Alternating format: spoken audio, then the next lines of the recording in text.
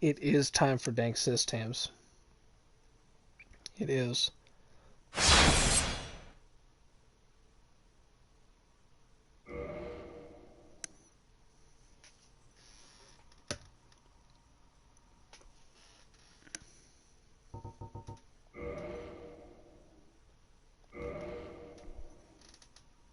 Let us begin. You know what I forgot that we did last time? Until just now?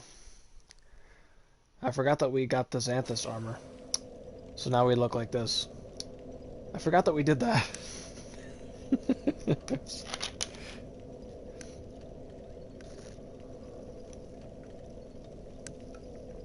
I forgot that happened. But I'm happy to see it again, of course. Not the swab. It's the return of the swab. So, let's see. If I'm being... you can't escape the swab. It's just not possible. If I'm being 100% honest, the DLC for Dark Souls 1 is something. It's time to chill with the sis. You are exactly correct, Nate. The DLC for Dark Souls 1 is not something that I am like the best at. For some reason, well, I think there's four, if I'm remembering, there's four DLC bosses. Yeah. And I'm pretty, like,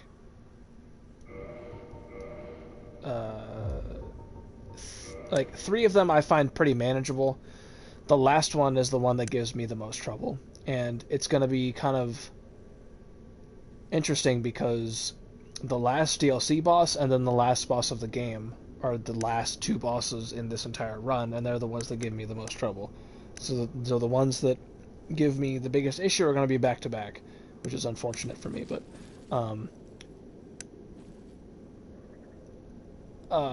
last time we came in here just to like load into the DLC area, and the first thing that you do in the DLC is fight a boss.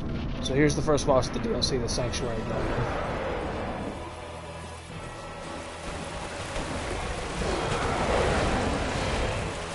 So some kind of crazy ass like lion, tiger, scorpion, Pegasus thing.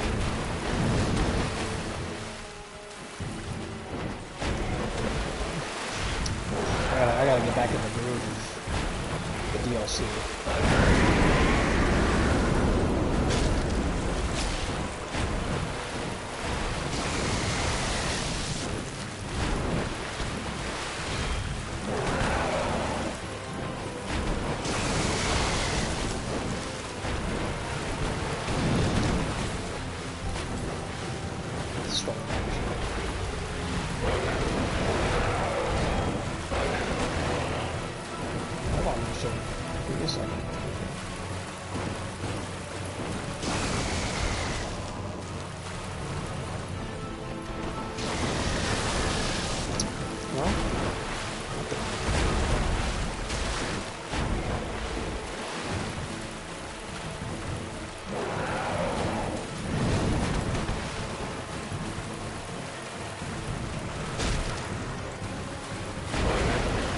That's an attack you gotta watch out for, because if you get hit by the tail, it sends poison.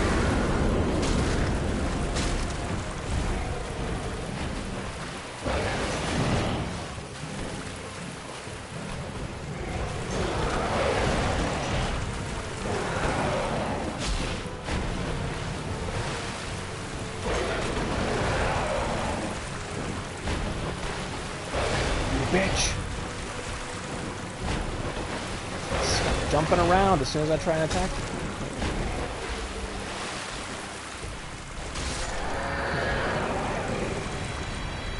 Sanctuary Guardian taken care of.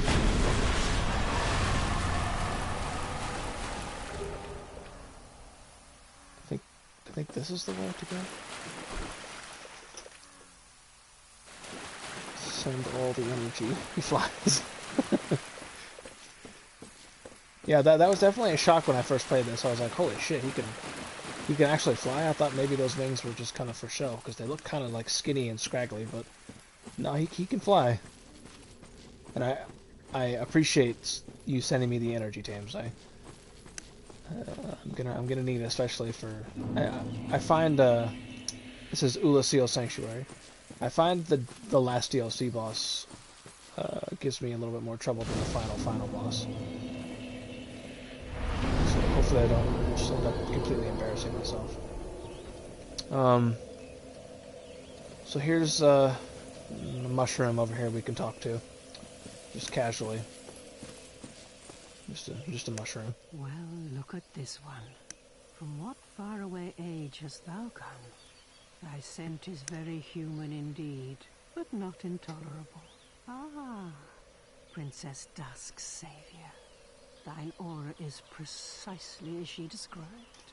I thank thee deeply for rescuing her highness. Thanks for coming, Papa Hobito. Princess Dusk is here no longer, snatched away by that horrifying primeval human.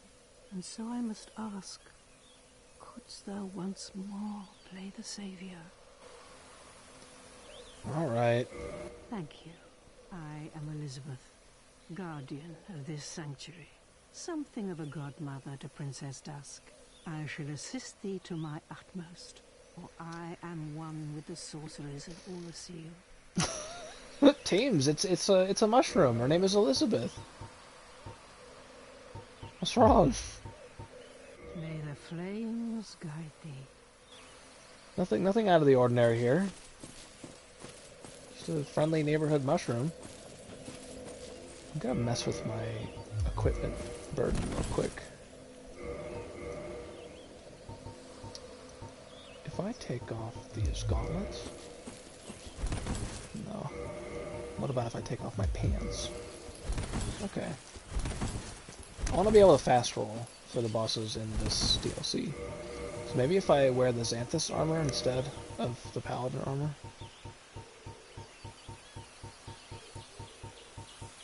Does the Xanthus... Yeah, that's good.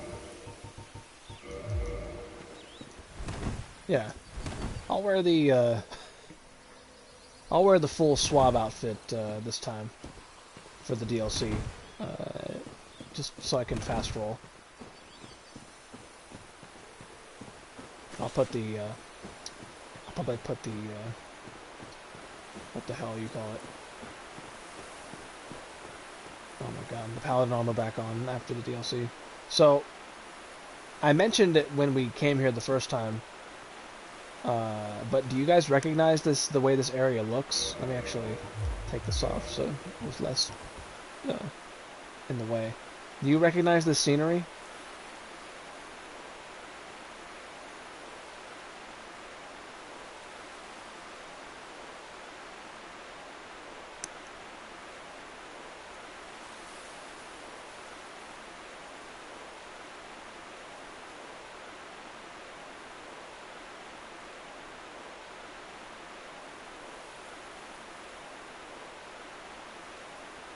No. That is understandable. I did not recognize it the first time either. The first time we came here, we actually came from this direction, into this way. Because this DLC... Let me put my...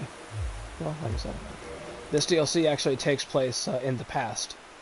So, we've actually been here already. But this place, when we came here the first time, was in the distant future. We went this way. This is actually the bridge that you use to access the boss area for Sif. That area we were just in is where Sif hangs out in the future. This is the past, so this is the way it used to look. If that explanation made sense.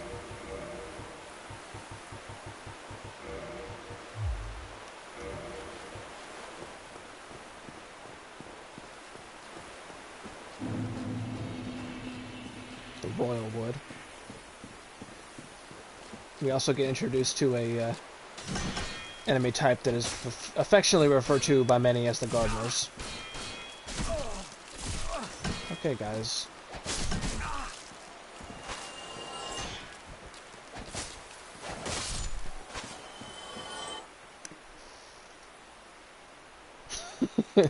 Time travel in my Danksis?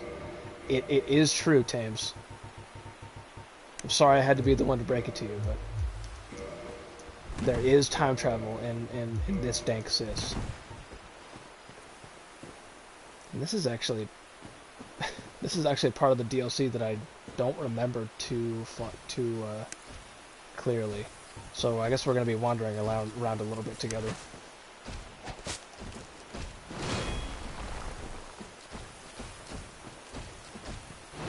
I remember these guys, though. You can actually get this armor set that this guy has on. I don't remember how to get all of the parts of it, but I remember that it looks cool when it's all together.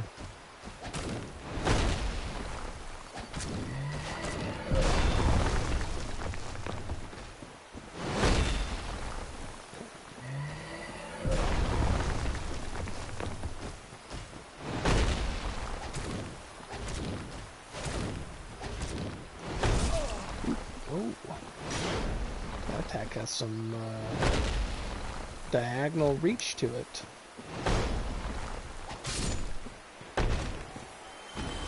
I'll just use one of these. Alright. So let's go wandering around in the Royal Woods, huh?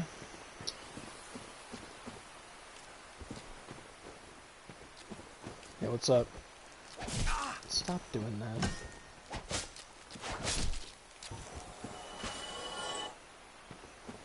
This is an easy place to get turned around in. I hear someone. Yep. I think I hear two summons. A big someone and a small someone. Yep.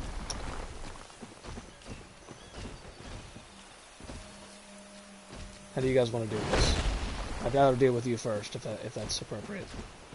If you're gonna not stand there and like spaz out like that, what are you doing?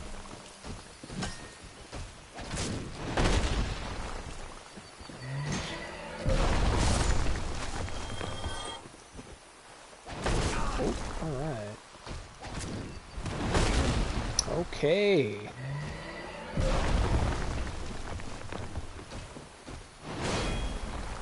I guess until I remember these guys' moveset better, I should just stick to this.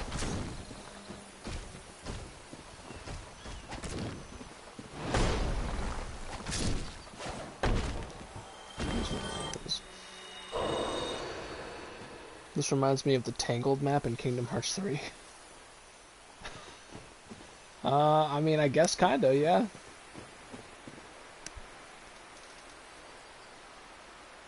Give the Swab a Keyblade. The Swab needs a Keyblade. The Swab is obviously a Keyblade master.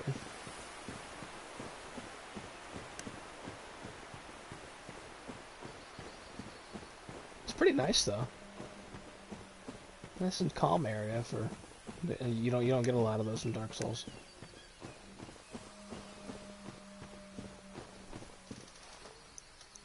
Swab don't need that kind of power. He's already dangerous enough.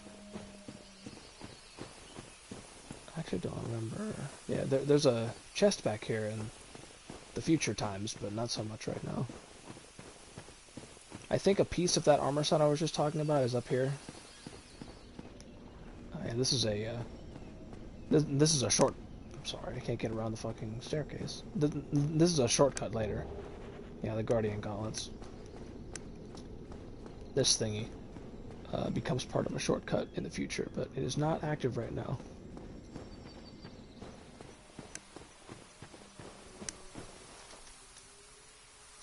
He's just Roxas in disguise. Yeah, if I took off the head wrap, I would just be Roxas. I'm fighting to see who does and does not speak nonsense. Roxas. There's the bridge I'm trying to go to. This bridge actually at this. This is pretty. I don't remember this being so pretty. I'm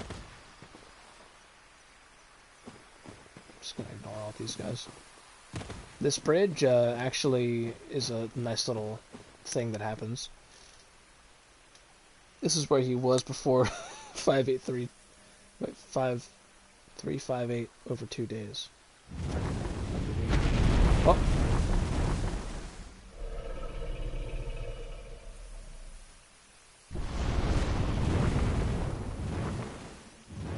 What the heck? That thing was scary looking.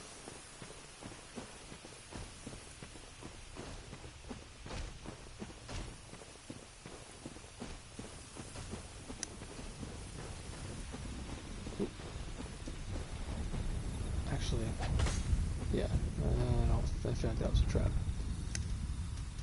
Sora fighting for his life against Ansem.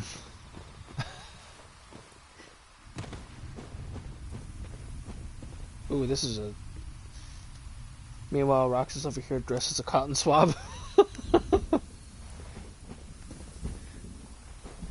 It's not like immediately apparent right now, but this is actually the first portion of the DLC where you start seeing evidence of the Abyss.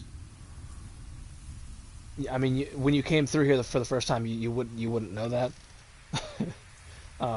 But this like blue crap on the ground and this like purple fog emanating from the ground is evidence that the Abyss is creeping into our world, and that's one of the reasons we're here, is to stop that from happening.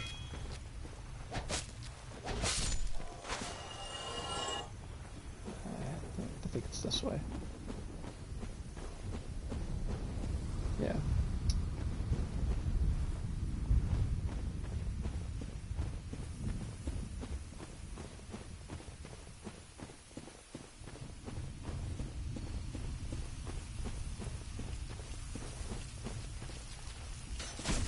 Ow, damn, what the fuck? Okay. These guys have such a weird, like, attack speed.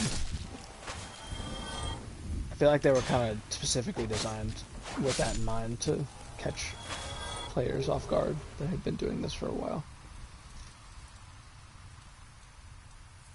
Instead of the Abyss, it's the Abscess. I think it's this way, the way I'm supposed to be going. I think I'm going towards that big thingy over there. It's been so long. Oh yeah, they're just casually clipping the you know, leaves back. That's why they're affectionately referred to as the gardeners. I think they just keep doing it if you leave them alone.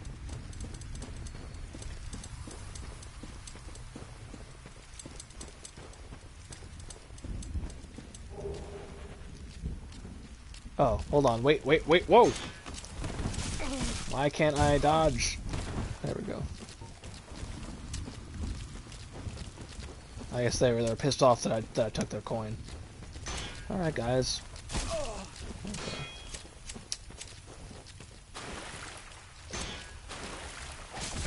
Okay. My sword attacks too slow to hit them like that.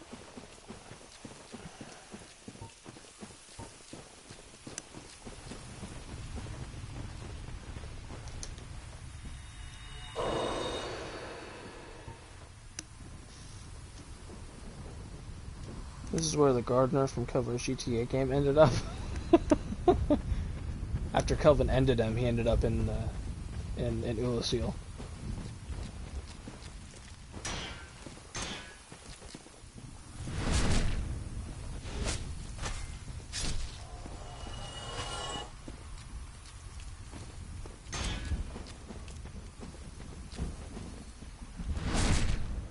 I guess I should be attacking him like this from now on.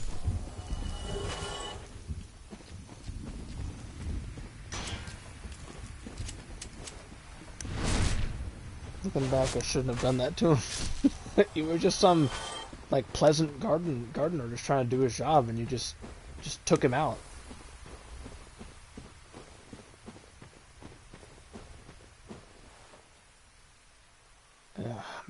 don't remember how to get there. And I don't really feel like dealing with all these guys, but I guess I have to.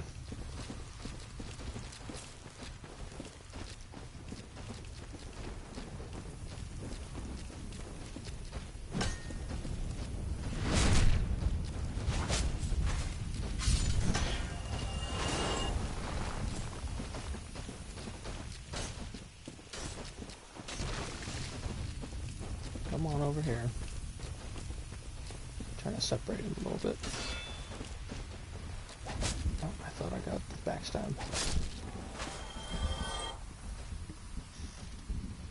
I'd like to see a fighting game with playable Chungus. I mean, hell, if there was a fighting game with playable Chungus, would you main Chungus, Calvin? Would you be a Chungus main?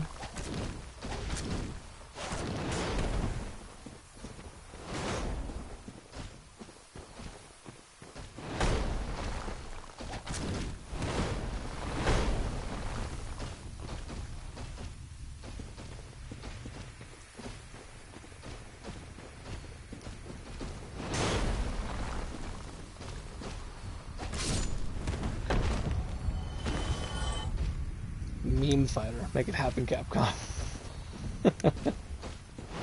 What other memes would make it into meme fighter? I would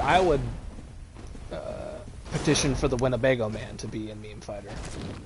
Steve Harvey, the one that I'd want to be in.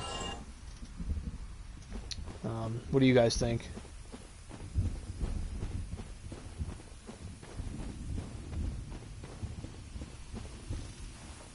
I would study every combo if they made meme fighter. You'd be the world's most dangerous Chungus man.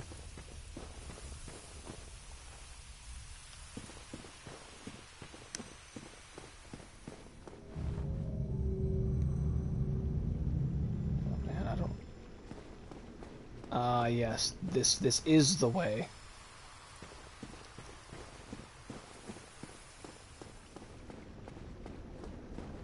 And then this is the way later. That's a shortcut.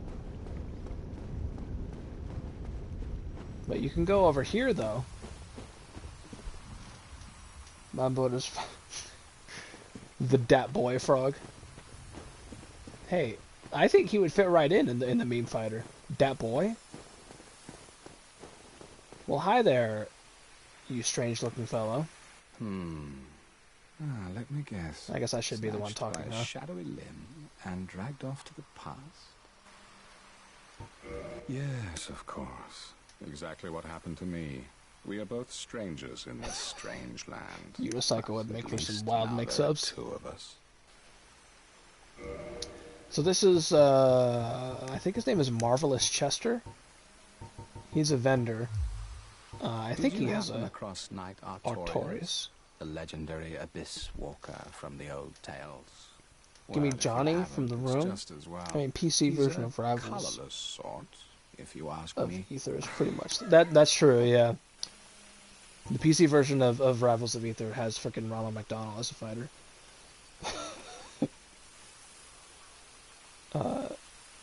So long. So long.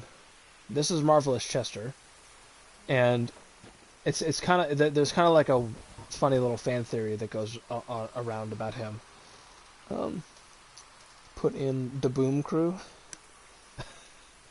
Because when you look at him, his aesthetic like clashes so much with everything else in Dark Souls.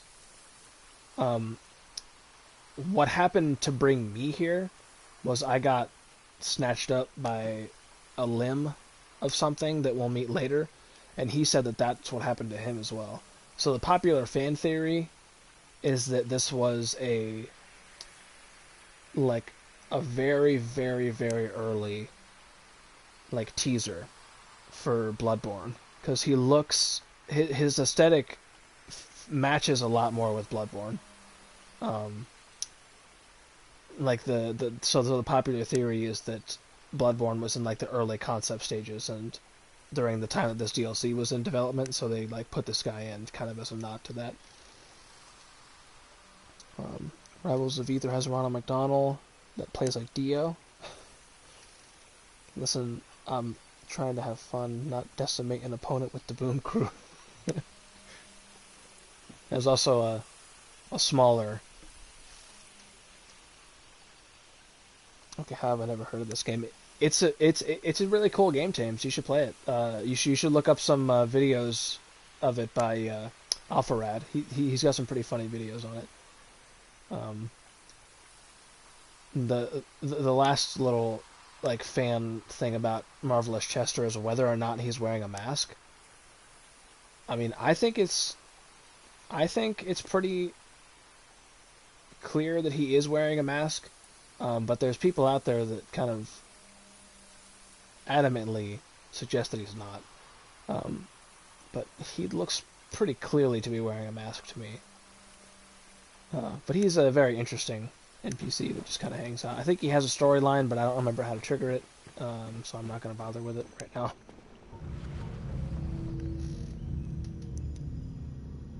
Looks pretty marvelous. That looks like a mask. Yeah, I said the same thing. It looks like a mask to me. This is a shortcut, I'm pretty sure. Yeah, this is the shortcut I was just talking about. So, I'm going to put that back up there. We actually have just reached the second boss of the playthrough. Not the playthrough. Of the DLC. The second boss lies behind this fog gate.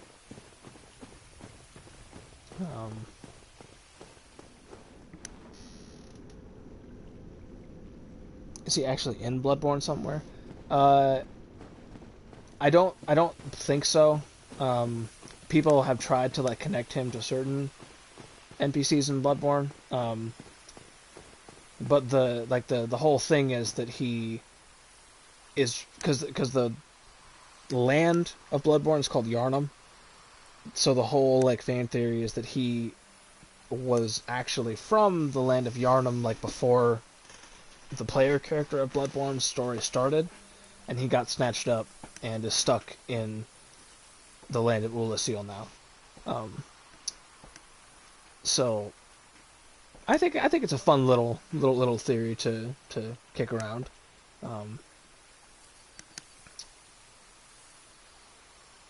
It's sort of also spurned on by the fact that his little accessories there. Yeah, I mean, you got the freaking candlestick there that is very reminiscent of others that you see in Bloodborne, but he also has that little doctor's bag looking thing there. And that's very, very reminiscent of Bloodborne, because one of the big plot points in Bloodborne is that they're trying to cure a blood-borne disease. And there's a lot of doctor imagery in that game. So a lot of the stuff checks out, which I think is why people latched onto it, which I think is really cool. So you got the marvelous boy over there, just kind of chilling. And he can sell you stuff.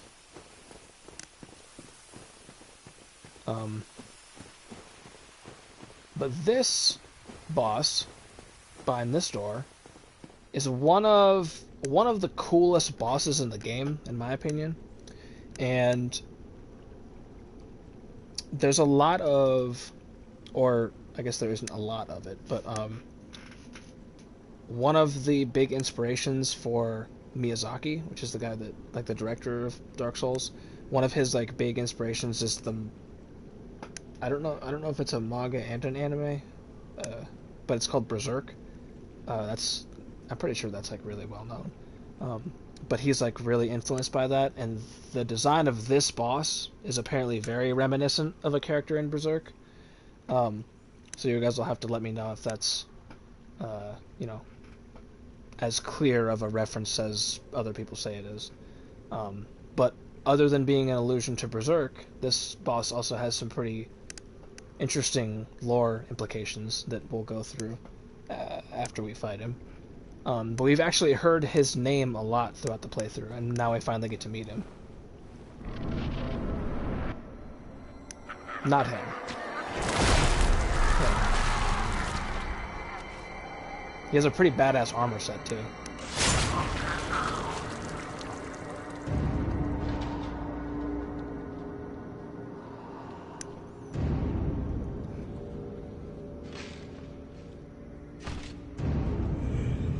I don't think that it's his aesthetic design. I think it's the way that he fights is the Berserk reference, I think.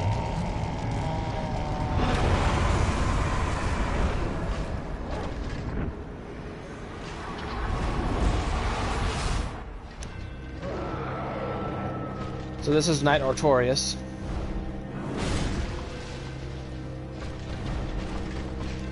And you can see that unfortunately he has been corrupted by the Abyss. So he is no longer the legendary knight that everyone has made him out to be. So we're gonna have to put him out of his misery. I think, you know what, I think... Hold on. As much as I love it, I'm gonna have to take this off for a second, because it's kind of hard to see what he's doing when I have the swab on. Do something. That might take too long. Okay, well, that did take that long.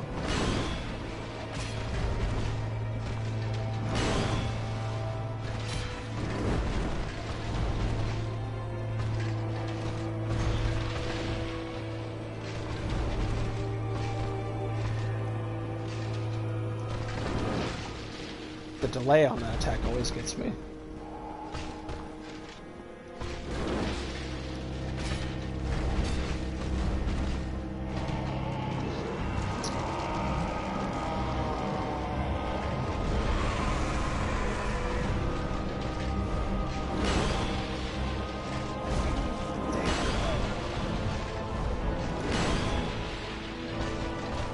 Hold on, sir.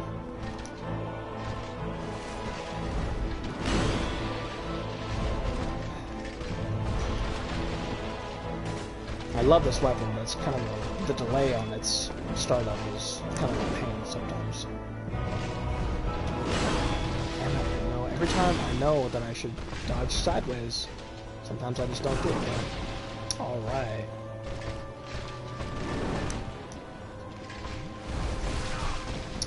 Damn, he's messing me up right now.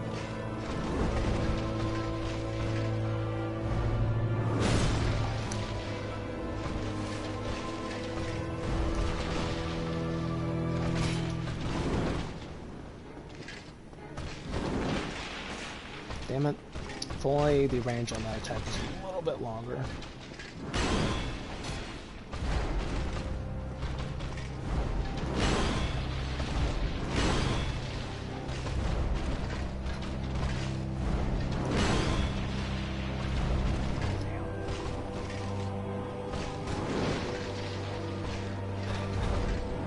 I've had some good opportunities, I just been out of range a couple times.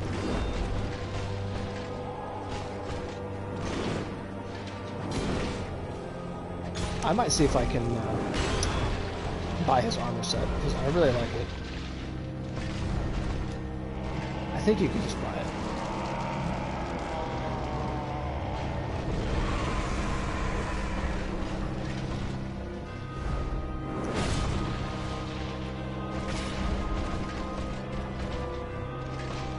You can also make his sword too, but I think I'm gonna just go ahead and use the one I have.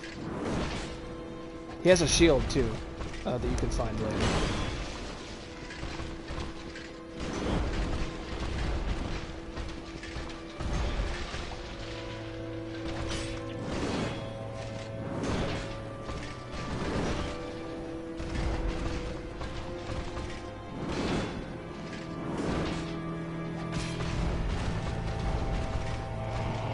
He keeps buffing himself.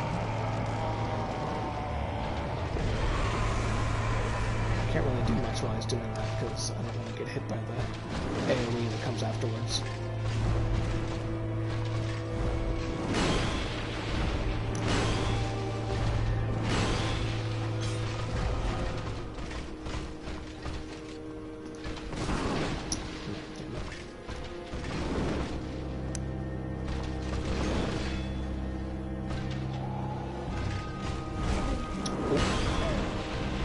Hold on, sir.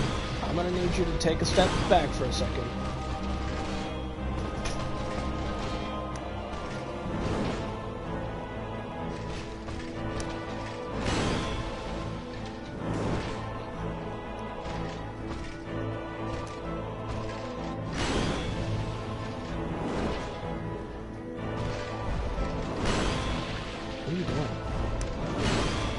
are you doing?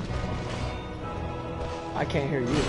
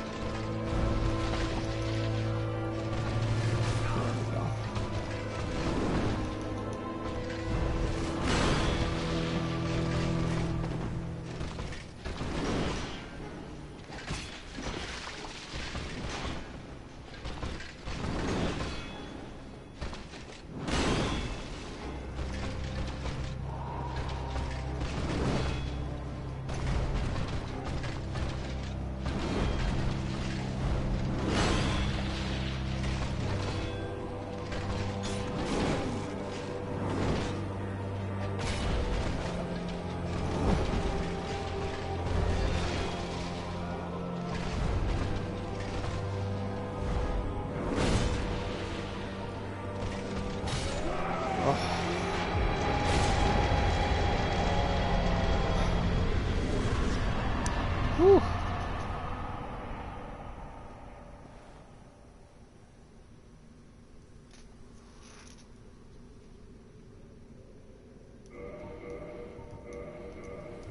There we go. That's nerve-wracking.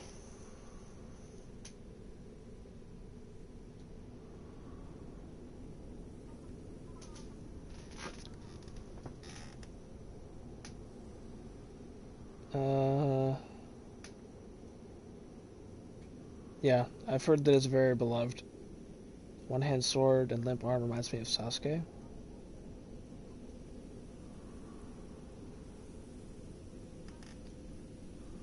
I think it's a character called Guts, I think, from Berserk. I don't know much more than that, though. The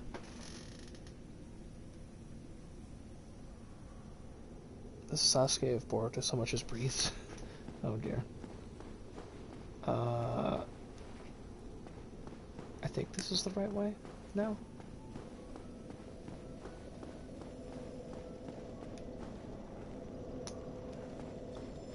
Yeah, yeah.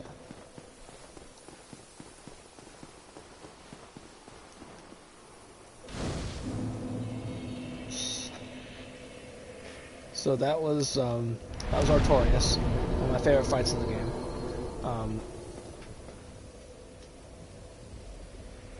I don't know Berserk, but I believe you. Thanks, Tames. I don't know enough about it to really say much more, though. So that was Artorias.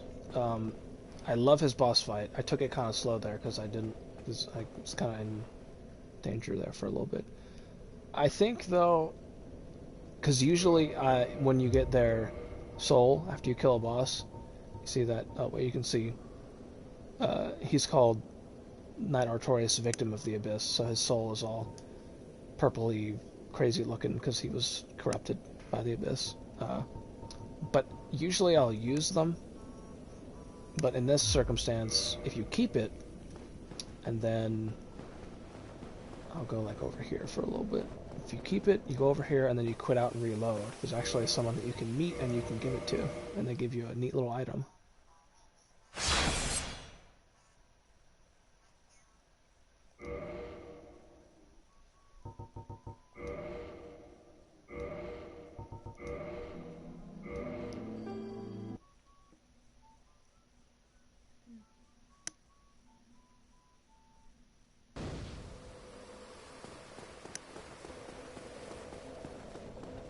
There she is.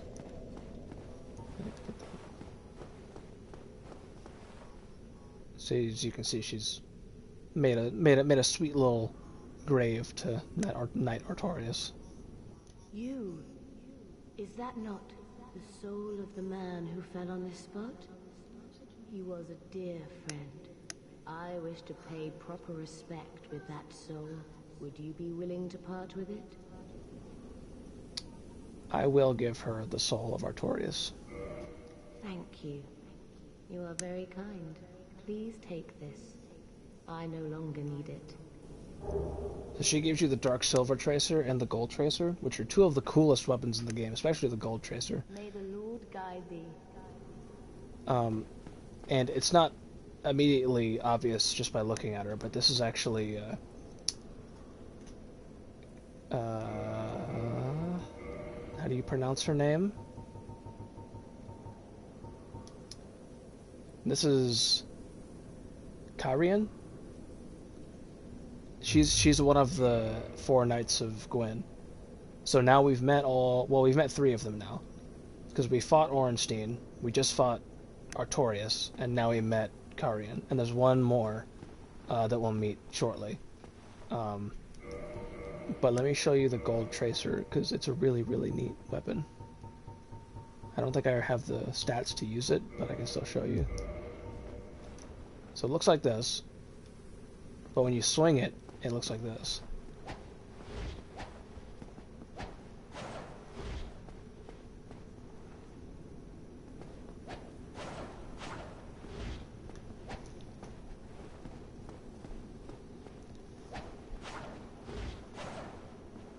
Isn't that cool?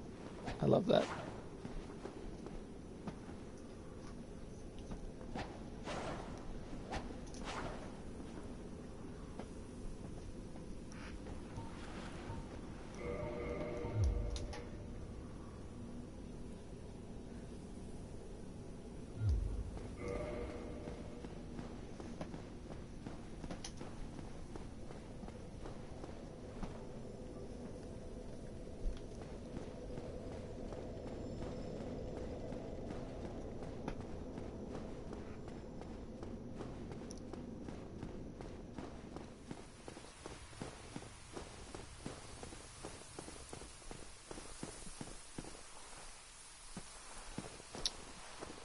I don't remember what's up here.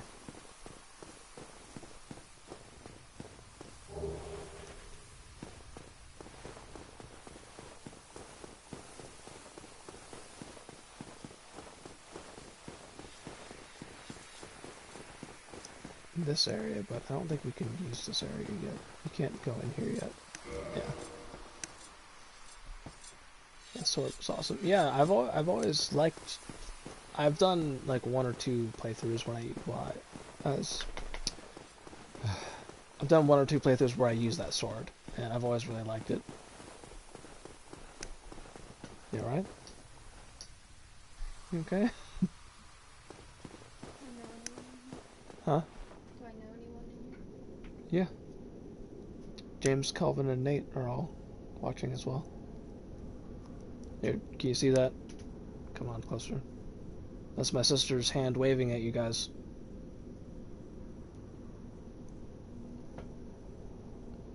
Like the slow stag.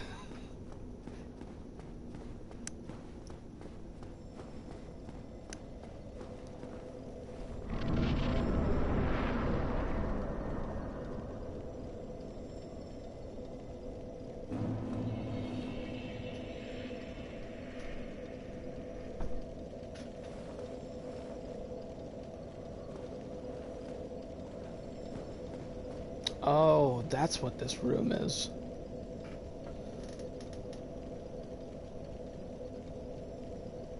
Reminds me of...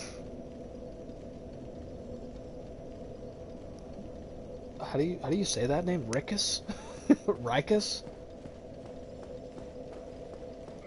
What even is that item? I don't remember getting that item before.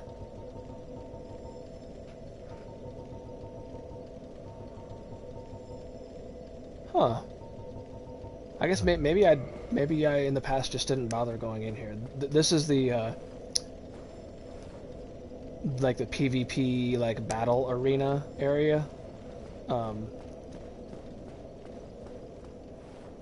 Yeah, the Pack of Legends. So if you want to go and like deathmatch and duel, there's like preset areas where you can do that, or you can just do it, you know. Riku? Oh, Riku's.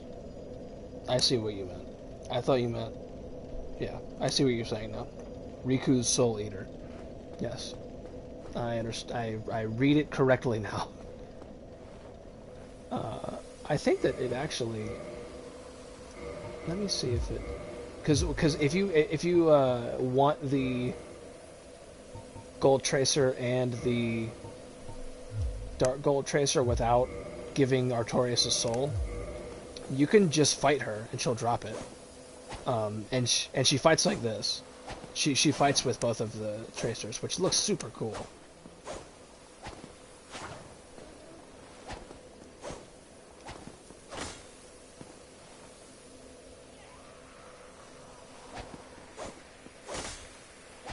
I think she also drops her armor set if you kill her. But I've never been a big fan of her armor. I much rather look like this. You know, not to brag or anything. I don't think this, yeah. Should go more back to Firelink Shrine real quick.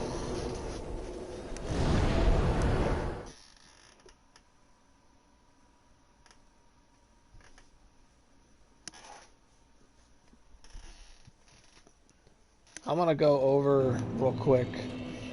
Well, hey there. I didn't think she'd still be here. Well, hello again. I have finally located my father. All of your help was invaluable to us. Thank you so much. No problem. I was finally able to pass on my mother's last words. My father, he went on his final adventure. Don't worry. That's just the way he is. Undead or no. Sort of reassuring, really. He goes hollow. I'll just have to kill him again. Sad little thing, but they said they've got each other now, so I actually see, because apparently I have the stats to use this. I usually don't, but yeah, because it's a high dex weapon, and I usually, well, I guess if I do quality builds, then it's not a problem, but it attacks really fast too, which is super nice. It's got deceptive range as well. I want to go see the armor merchant guy to see if he's selling Artorias' armor.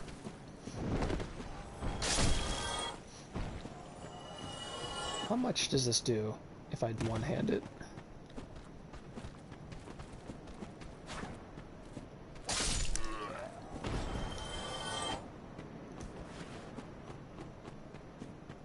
Whoop. Come on. Hi there. Aye, Shemai. I didn't expect to meet anybody here. I suppose great minds think alike, eh?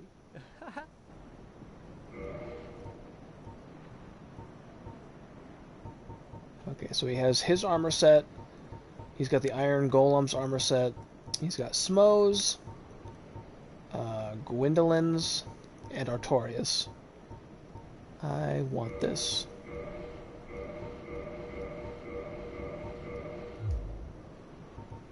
Thank you. That was a fine trade. I have this funny feeling we'll meet again soon. And we'll make another fine trade, of course. Is that so? Let me see also what the Gold Tracer upgrades with. I might want to use this a little bit as a secondary weapon.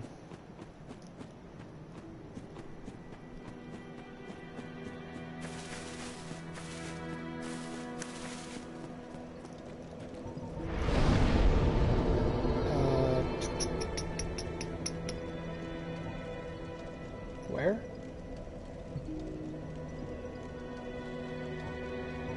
I'm blanking.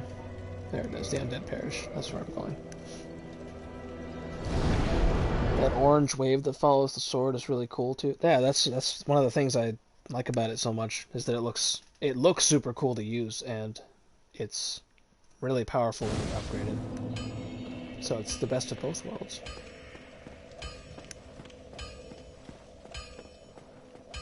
Hey Andre, how you doing?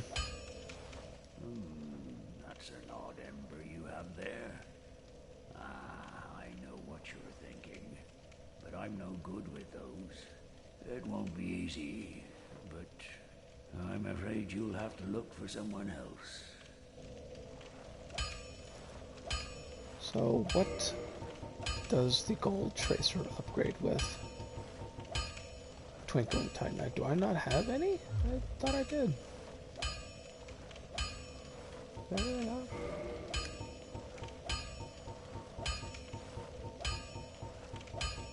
Oh.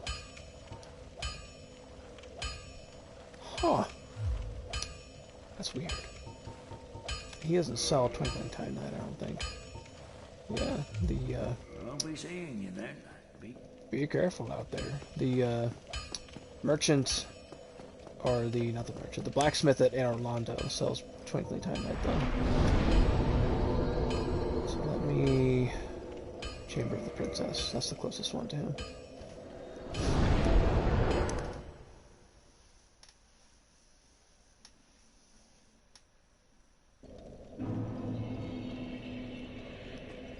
Is there an anime called Soul Eater? Or am I getting two animes confused? Ooh.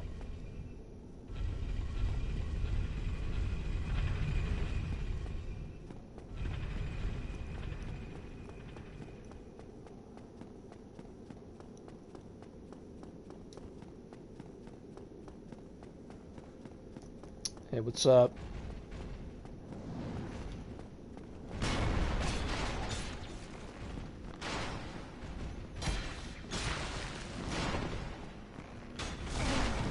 Okay, pretty sure I hit the dodge button there. I need to go ahead and deal with this arrow boy for a second.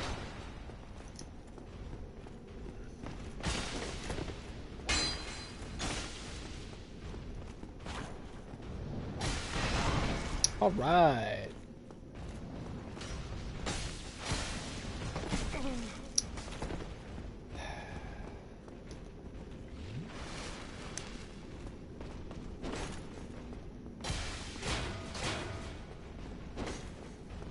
What you gonna do? What you gonna do?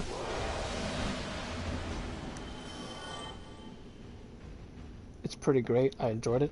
So, yeah, there's an anime called Soul Eater. That's what I thought you were talking about. That there was a character from Soul Eater called Rickus, and this sword reminded you of him for some reason.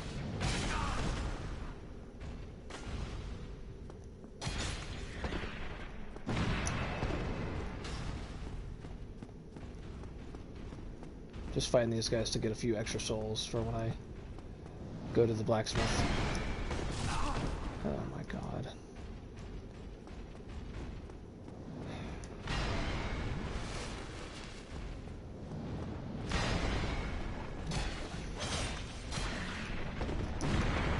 That other guy should be almost dead.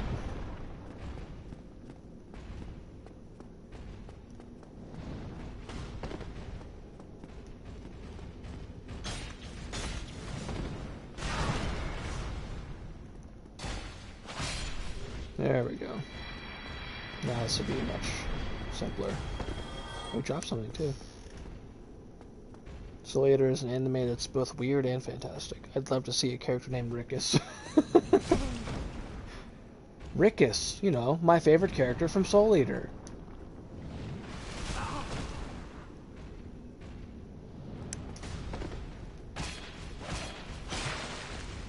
That's one of the best things about the thing here, the Gold Tracer, is that it builds up bleed, and it builds it up really quickly too.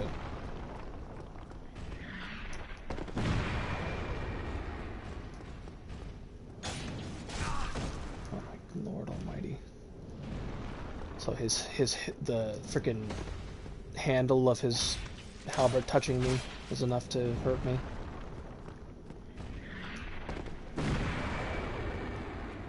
Where you going, huh?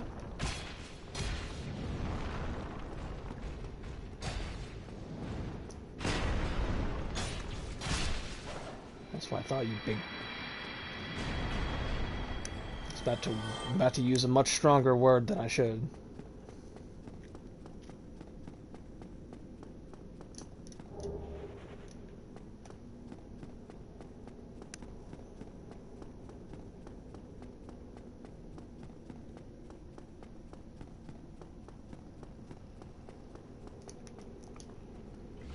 What's the general, like the very, very condensed, like plot of Soul Eater?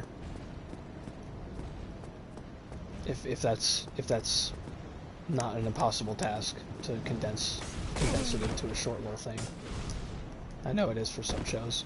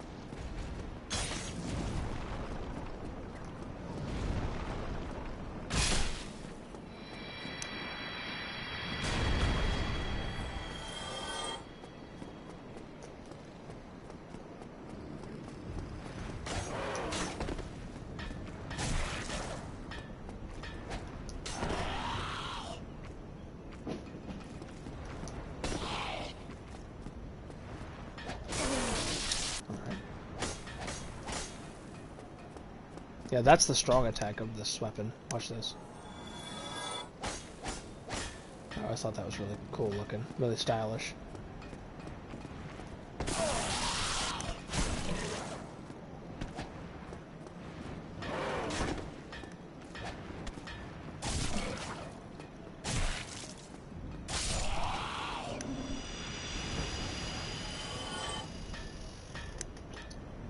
Kids go to a school to learn to be demon hunters with their sentient weapons, to put it simply. That sounds really cool.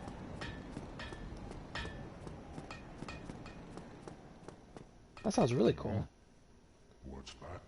Shiny, shiny. Give me that. I make weapons shiny. Sorry, what? Oh, he wants the crystal ember. Yeah, go ahead. I have shiny, shiny. I make weapons shiny. Look, he sells twinkling titanites. Let me buy one of those from you, my friend. And I want you to upgrade my golden tracer. And let me repair some of my stuff.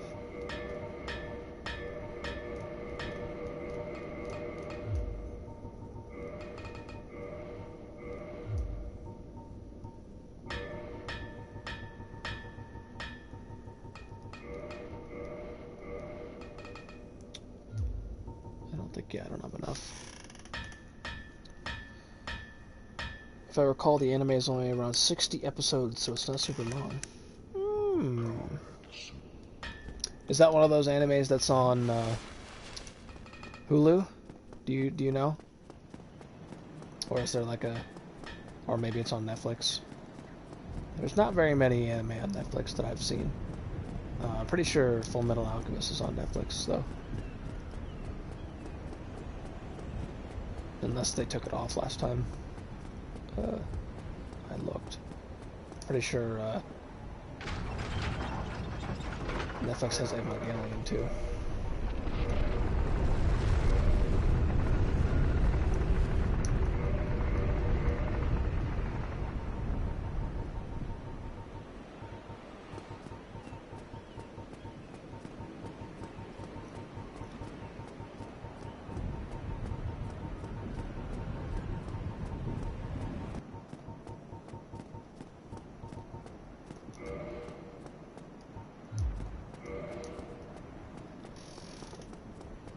Netflix has it. Okay.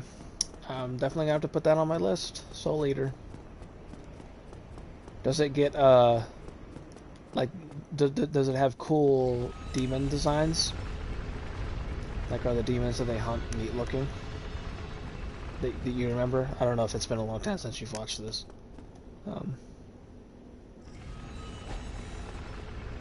Dang, I can't even sit at the bonfire that I'm running towards. I don't know what I'm doing.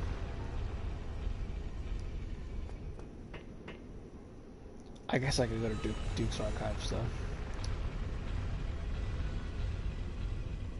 By the way, right now, I'm killing stuff to get some souls to upgrade my gold tracer.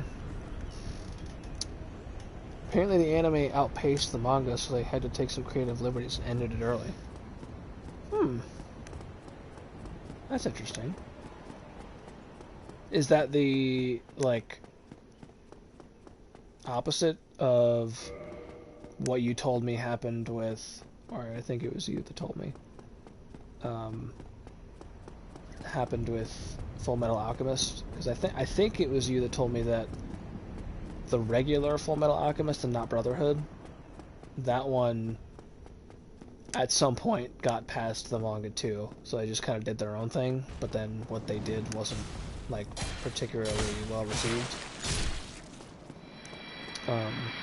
But then Brotherhood follows the manga a lot more closely, and that one's the one that people generally like more.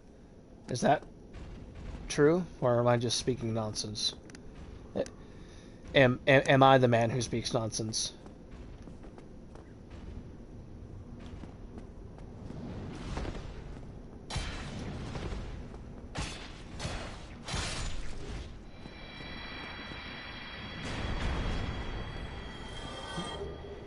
Ooh, the Giant's Halberd. That's a good weapon, from what I remember.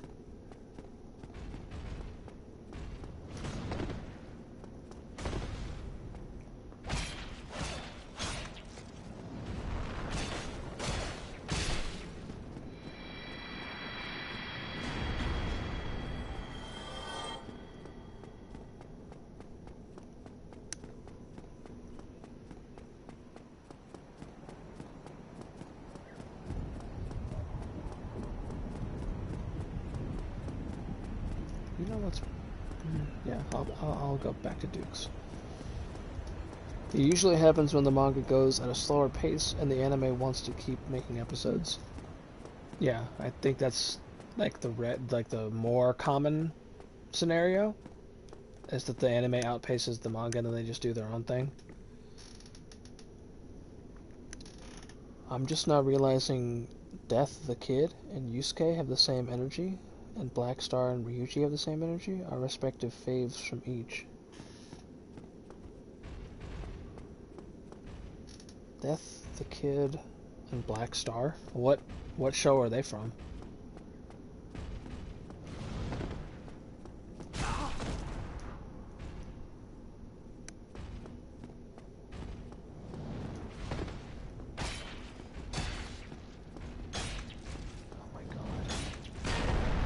Coating on these guys' shields is so annoying.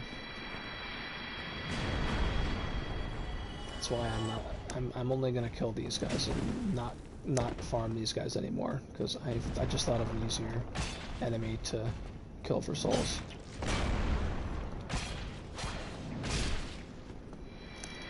Soul Eater. We have a type and I stand by it.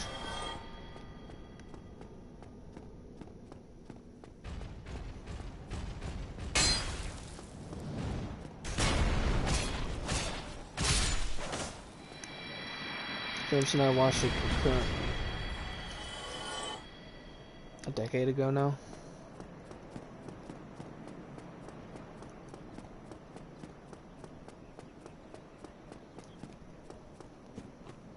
I didn't even realize we absolutely have types.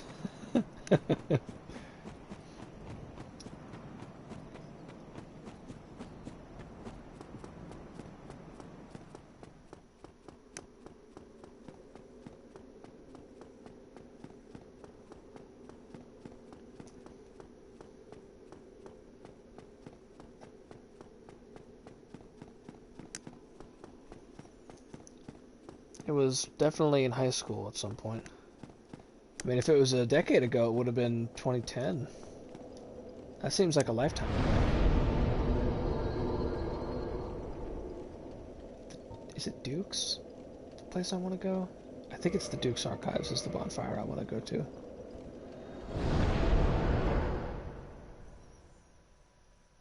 Any summer from 2010 to 2012. Oh my lord. Man. Thinking back to 2010, 2012. Good lord.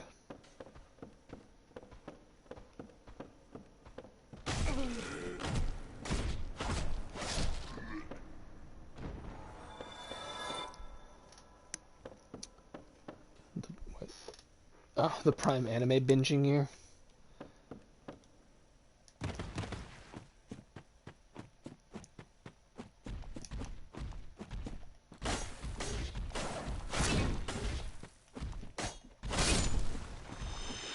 These guys, yeah, they get around the same amount of souls, and there's more of them around, and they're easier to kill. So I'll just fight these guys.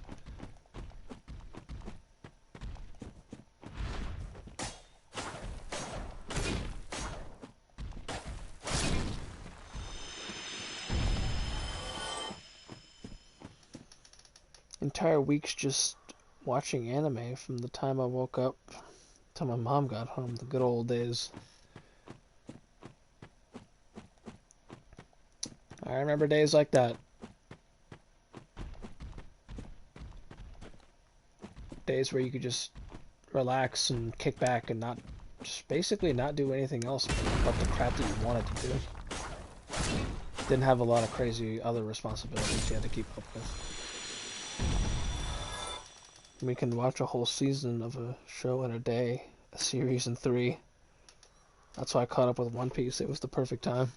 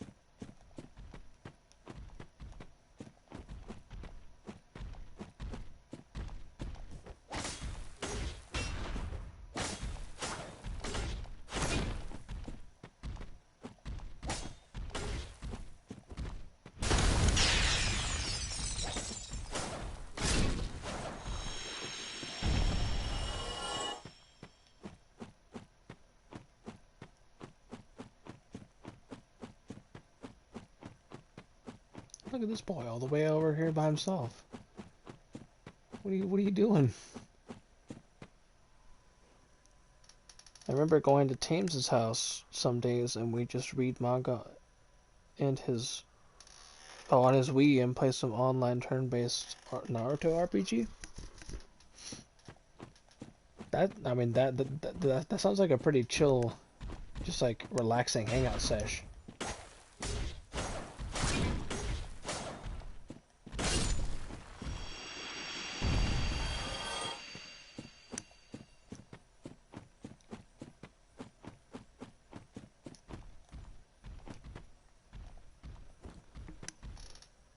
The Wii Rep Bowser saved lives.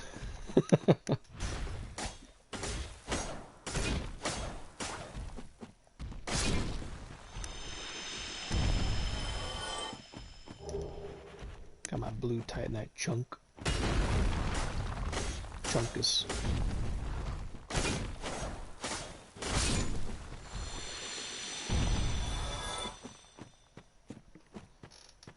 Man, I miss summer breaks. I know exactly what you mean, Nate. I was actually I was actually just thinking about that the other day. I don't mean to. Oh wait, hold on. Facts.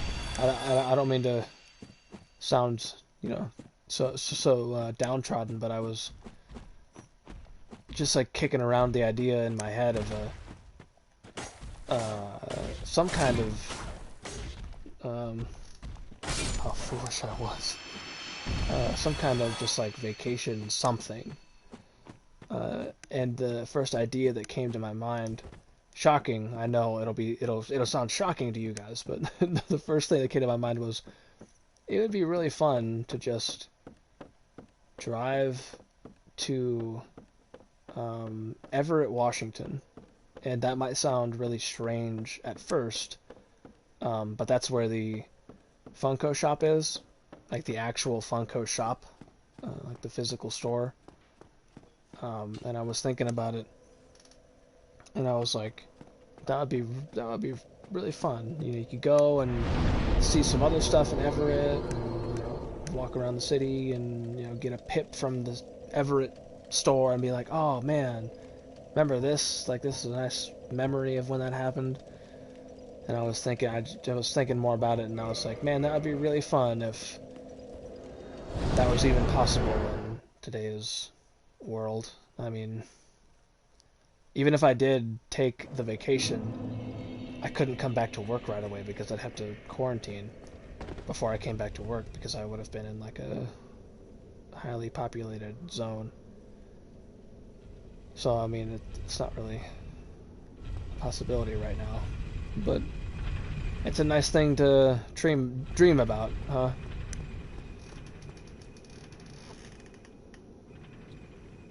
I forgot it was a period where there was no big obligations for months.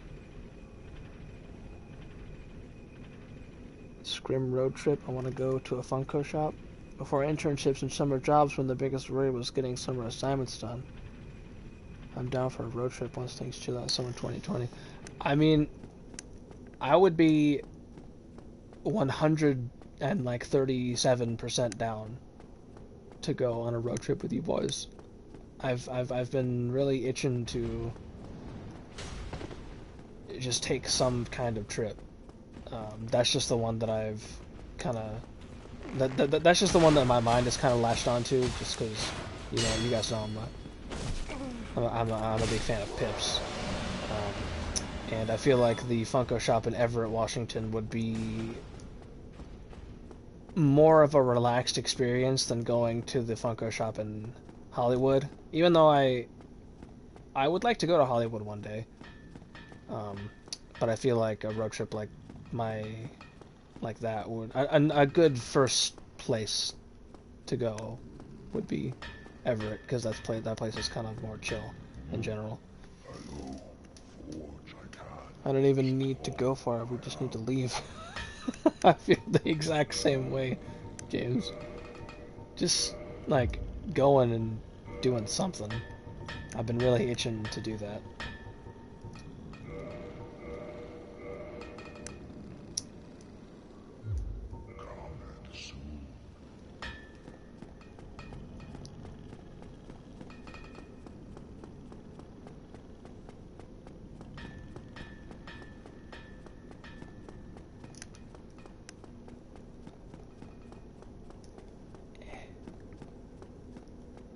Yeah, it's just something I figured I'd in hindsight, those summer assignments weren't as bad as I remember making them out to be. I want to go on squad excursions. Yeah, I figured that'd be a nice thing for us to kick around while I was running around farming for souls to upgrade my new fancy sword. I still need to go back and farm for some more souls.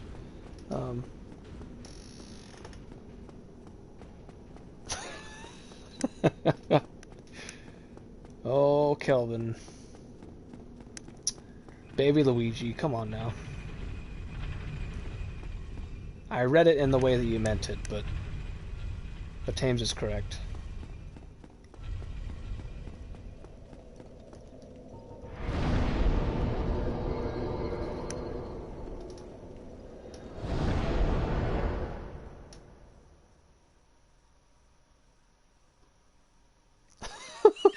Tames. Damn. A simple yet elegant roast from Tames Jerry. Please read a book. Tames 2020.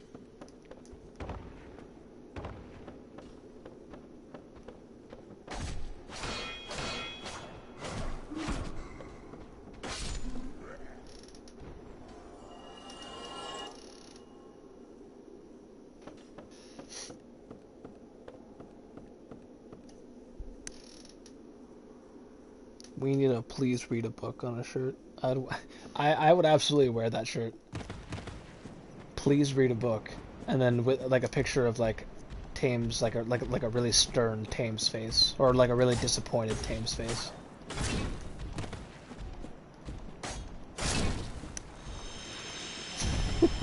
Words are hard. I think I've mentioned this to you guys before, but do you guys have like a particular word that like always gives you trouble? The word for me, for whatever reason, I always have trouble spelling the word definitely. That word it constantly eludes me, the correct way to spell definitely. Like I can see it in my mind, and then when I try and write it, it's always wrong.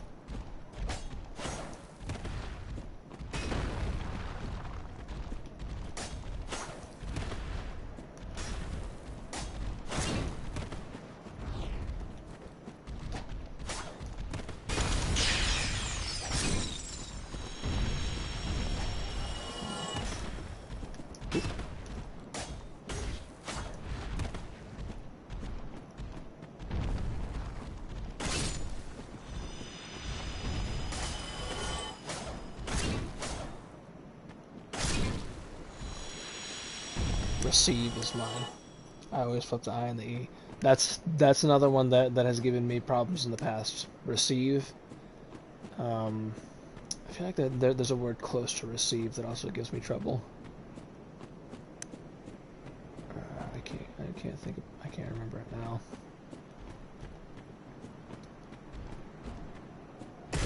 Now that we're talking about Kelvin's word problems, I do remember the thing that I was thinking about earlier. Weather and weather confused me for the longest time.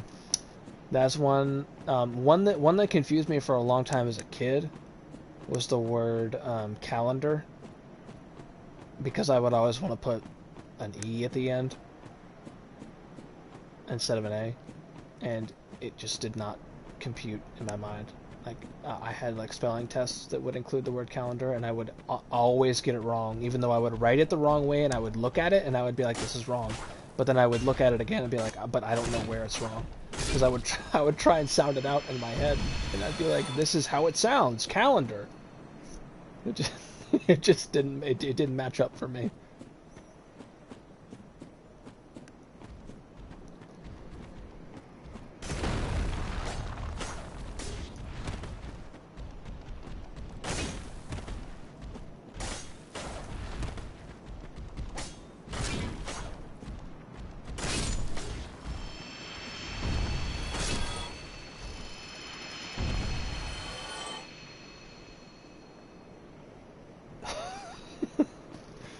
I mean, unless I'm thinking of the wrong word,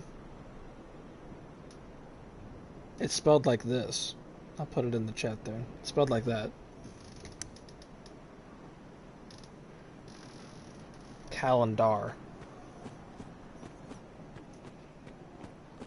But everyone pronounces it calendar. Does everyone else stare at a word long enough and it just becomes more and more confused at how it's spelled, even though it's right?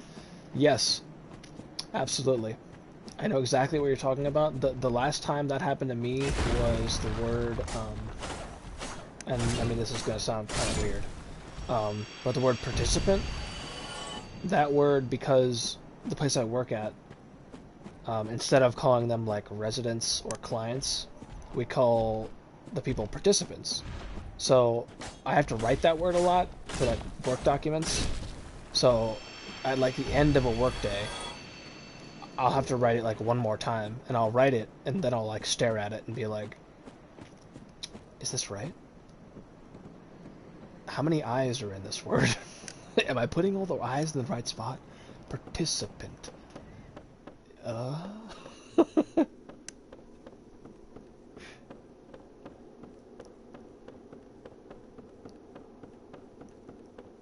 You guys have any work-related words like that? That's the big one for me.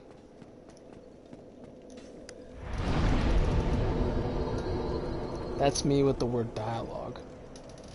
Adhere is a big one, because I always want to say adhere. Adhere. But adhere adhere is spelled pretty much how it sounds. Kelvin, it doesn't sound like either of those incorrect. That's what I was just saying. It sounds more like the correct spelling than either of the incorrect spellings. I mean, I could have understood if you had put, like, adhere, like A-D-H-E-A-R, like here. My word is orthographic? Am I pronouncing that right? Orthographic? That sounds like a word that you would use in your job, Thames. That sounds like a design word that I'm not familiar with.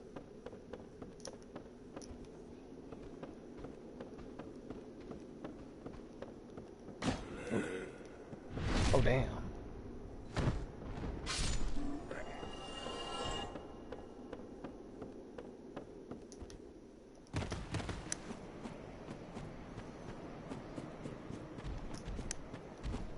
Hello.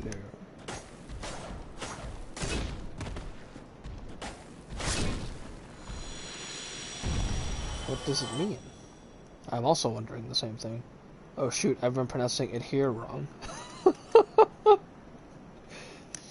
Also, I don't think I've ever heard the word orthographic in my life. Hopefully I'm pronouncing orthographic right. Orthographic? I don't know. But Kelvin, how were you pronouncing it here? Were you actually pronouncing it adhere?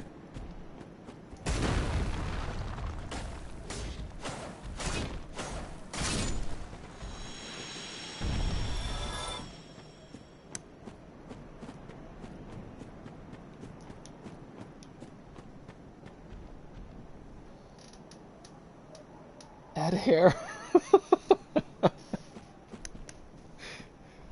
Frickin' baby Luigi.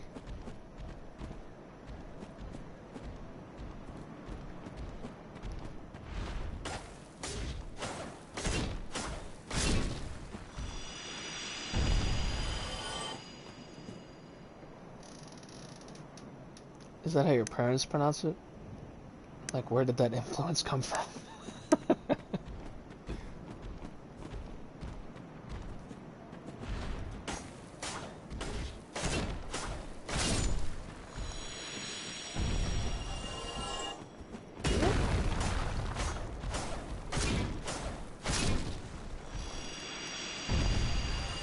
More than likely.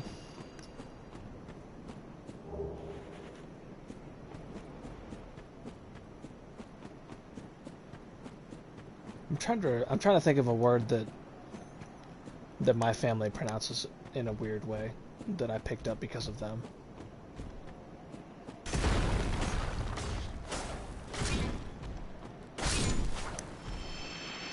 I gotta think about that. I do know a guy that, in terms of drawing, orthographic just refers to the 2D views of a 3D object, so front, back, left, right, etc.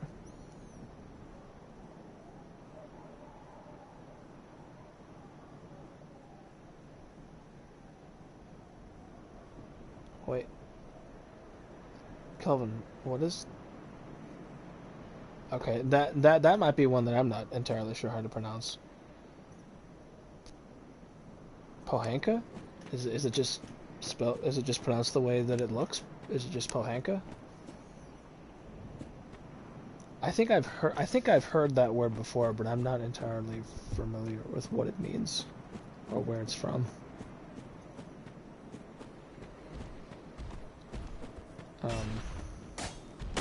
I do know a guy that pronounces the word apocalypse really weirdly. Car dealerships always have strange names. Yeah, that is, yeah, you're right, Tims. That's where that comes from. Pohanka. I think it's Pohanka, but yeah, that's definitely where I've heard that term used. It's a car dealership.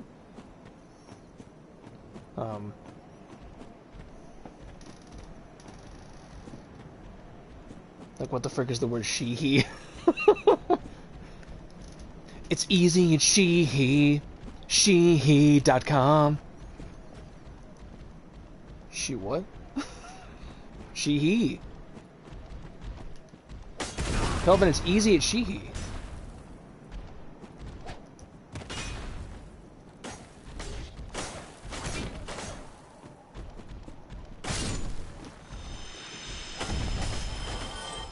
It's easy at she, he. She-he.com. Cars for Kids? Oh, Thames, please. Not Cars for Kids. It's quick and easy. That's carswithak.com. 1877 Cars for Kids. K-A-R-S, Cars for Kids. 1877 Cars for Kids. Donate your car today. God, I've heard that commercial so many times. You also get a vacation and maximum tax deduction. Vacation voucher is what I meant to say. I got my car at a Stafford? Oh, a Safford. I'm so convinced that they're teaching underage kids to drive. Just go to carsforkids.com with a K, Thames, and you'll enter into their world. Sometimes I wish Phoenix was written out like Phoenix. That is one that I can see, like, messing up as, especially as a kid, hearing the word Phoenix and having it spelled like it actually is. Especially as a kid, you'd be like, what the hell are you talking about? It's spelled P-H? That doesn't make any sense. P-H-O? What?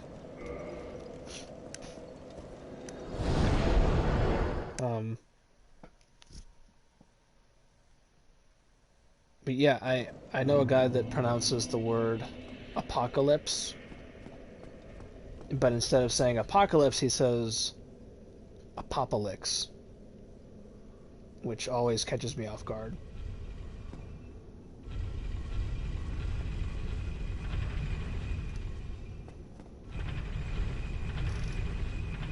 Like, how am I gonna know the E is silent? Okay. Okay, see, I always want to pronounce... See, I always want to pronounce that as phonics. Or pahonix.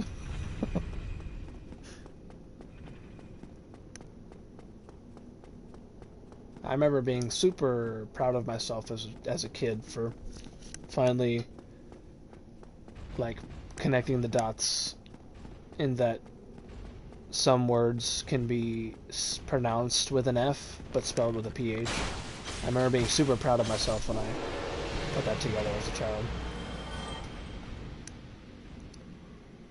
What makes me think of Hooked on Phonics? Yeah, that's the origin point of that, Kelvin, is that I heard about Hooked on Phonics. I think I saw Hooked on Phonics on a commercial, and I saw that it was spelled as with a PH, and I was like, phonics?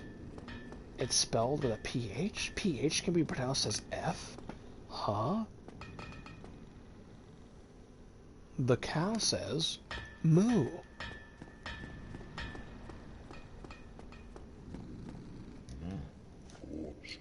Straw man. Okay, I think I need to buy 2 Titanites from him to upgrade my... Yes, I do.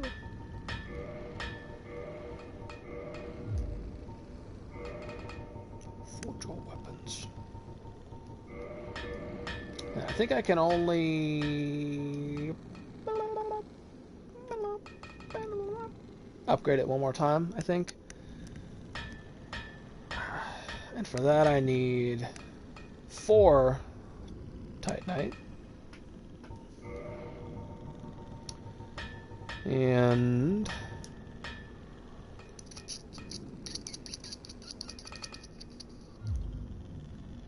right, I keep hitting the button in a way that I don't want to. Y'all remember Those cheesy Zoo Books commercials. Team Zoo Books? Oh my god. I haven't thought about Zoo Books in like, oh my gosh. I can't even speak. It's been so long since I've thought about Zoo Books. Zoo Books was something that I always saw in the commercials and I always wanted so badly. I wanted to learn about that dang giraffe. I wanted to learn about the sloth and the koala, but I never got Zoo Books.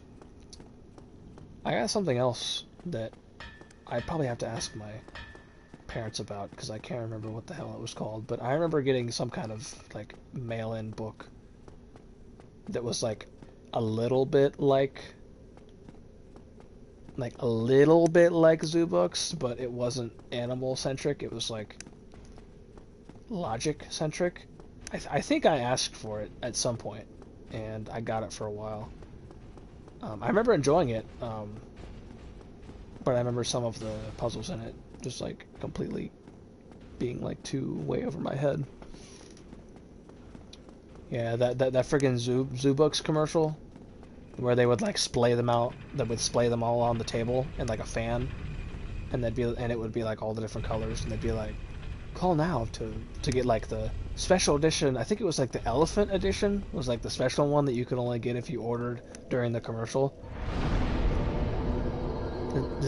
Do you guys remember that? I think it was the elephant. The elephant was like the special like limited edition book that you could only get if you ordered during the commercial.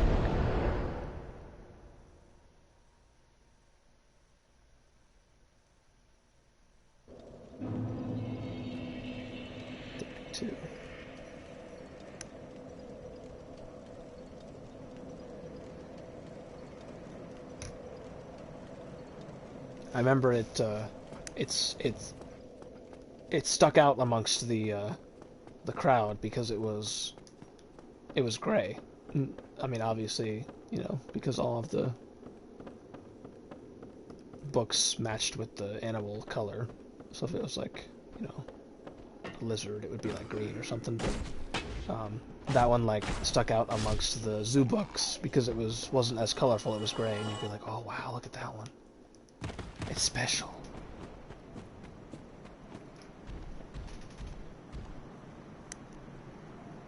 Calling in to order a mail magazine is just something that doesn't happen anymore.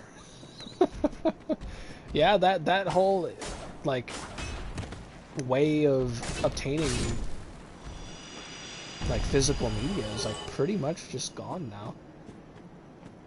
I was just thinking about something reminded me the other day of do you guys remember Gamefly? I never used that, but I always saw a bunch of commercials for it. I was always like slightly interested in trying it, but I was like, it's like, well, it's not as cool as like going to Blockbuster or something, and like, what if I really liked the game? I wouldn't want to give it up, and then I have to go buy it, and then I would have like a stray like save file on my account for a game I don't have anymore. But the kids in the commercial always looked like they were having the time of their life.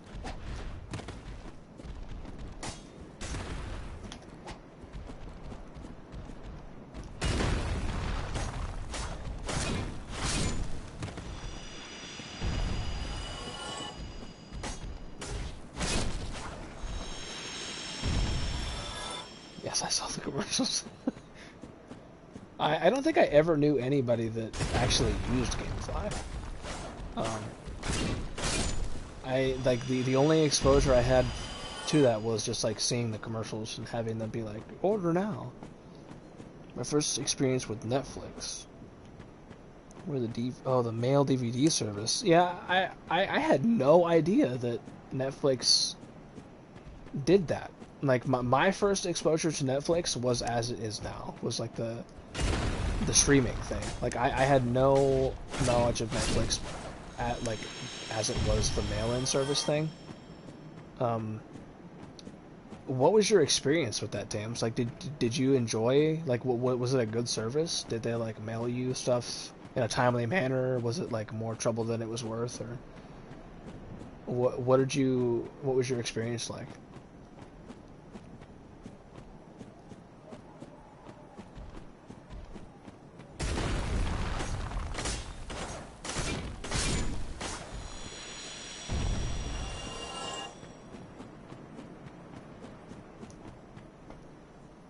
We loved it. It seems like a pretty neat idea.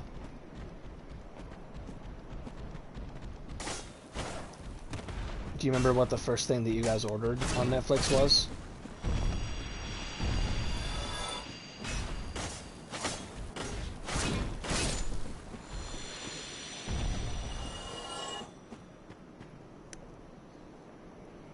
We could order 2 DVDs at the same time, and they could wait. We could order 2 DVDs at a time, and they could show up in a few days. Dang. So it was like it wasn't crazy wait times. You guys got them in a pretty reasonable amount of time.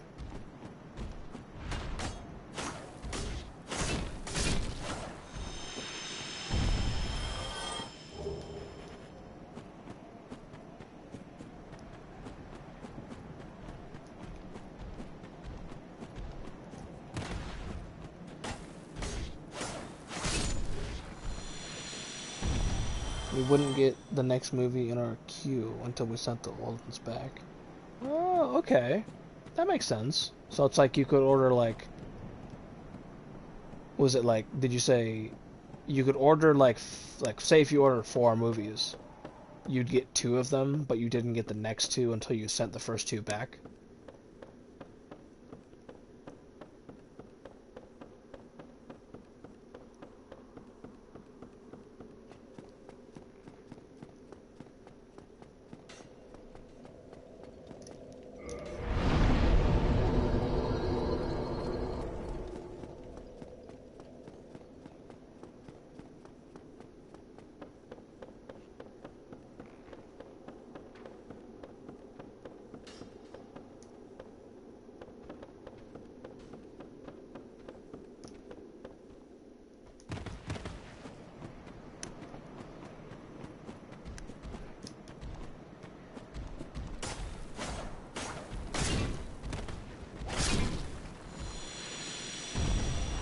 So no late fees. You just had to send what you had back if you wanted more. That's cool. Man, I wish I had used Netflix mail service. Damn. Did they offer, at that point, did they offer, like, games and stuff? Like, could you order a game from Netflix, or was it just movies?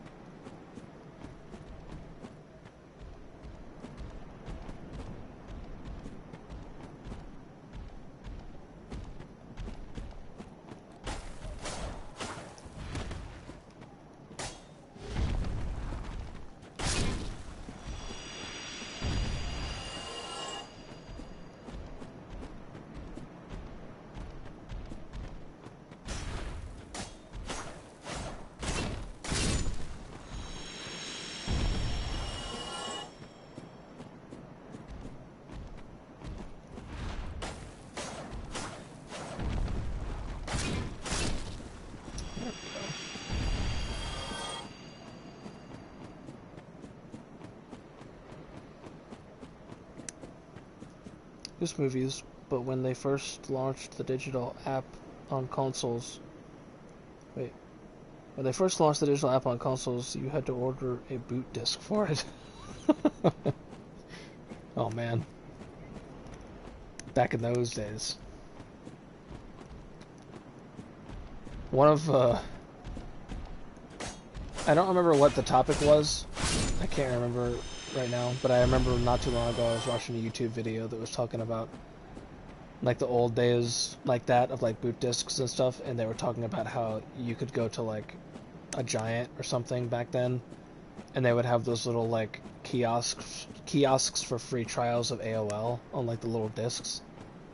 I think I have one of them just like still lying around here somewhere. I don't remember where the hell I got it or why I got it.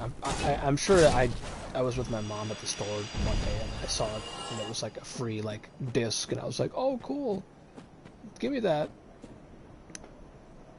Y'all remember that frozen yogurt place in University Mall that had Arthur the Aardvark as the mascot? And AOL free trials. Yeah, you would get AOL free trials on discs and you could get them like at Giant or like Walmart. I mean, probably wasn't Walmart, but you could get them at like grocery stores just for free. I remember tons of cereal boxes had those AOL discs. Yeah, you get them in cereal, and you could just they were everywhere. AOL was really trying to get their product out there, and I guess it worked. I mean, a lot of people used AOL for a long time. It's not that much of a thing anymore. I mean, it's still around, but it's not nearly as big as it used to be. But actually, I'm not sure what frozen yogurt place you're talking about, Kelvin. I remember there was a frozen yogurt place in University Mall, I think called Josie's. I think. Is that the place you're talking about, or was it a different place? I don't remember. I didn't go to Josie's a lot, so I don't know if it had Arthur as the mascot.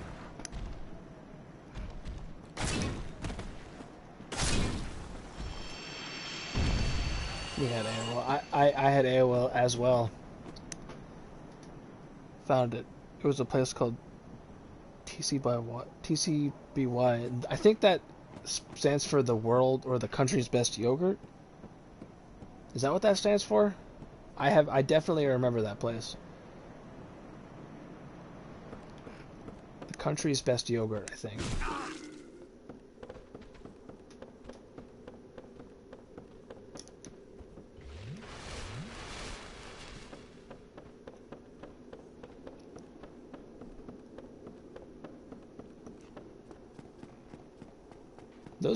That was back. I vaguely remember that place.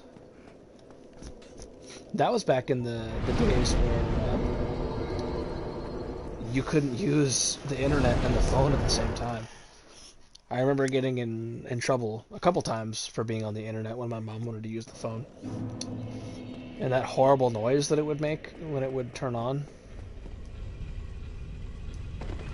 Ooh, I'm surprised that drop didn't kill me.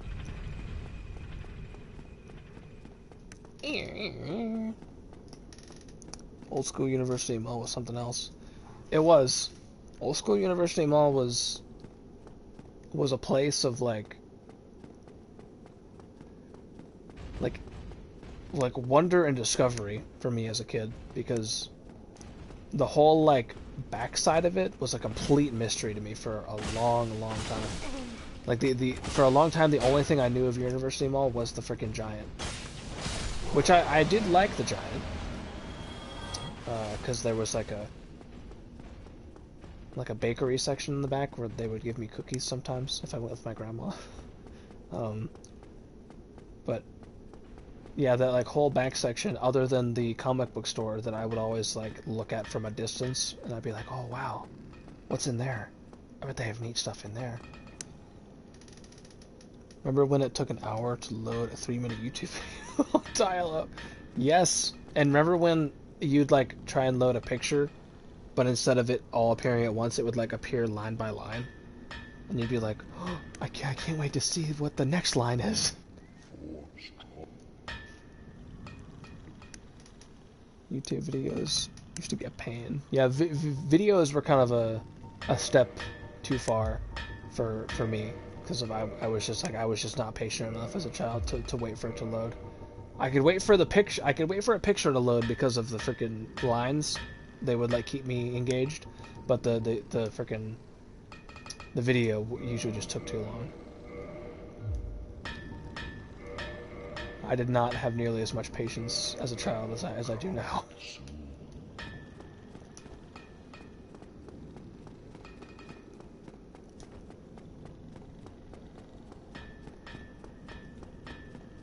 But we have finally upgraded my Golden Tracer to the level I wanted at, so we can finally go back to where we were and make some more progress. So let's do that, shall we?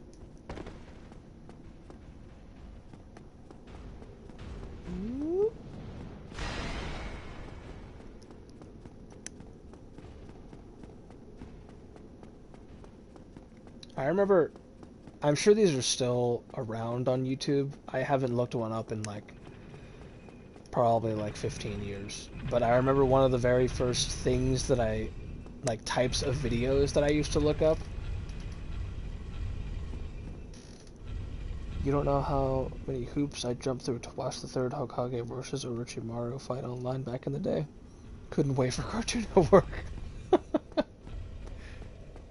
Especially the early internet. The early internet was a wild place. You could find pretty much anything you wanted on there if you were willing to look in the right places and wait enough time for it to show up.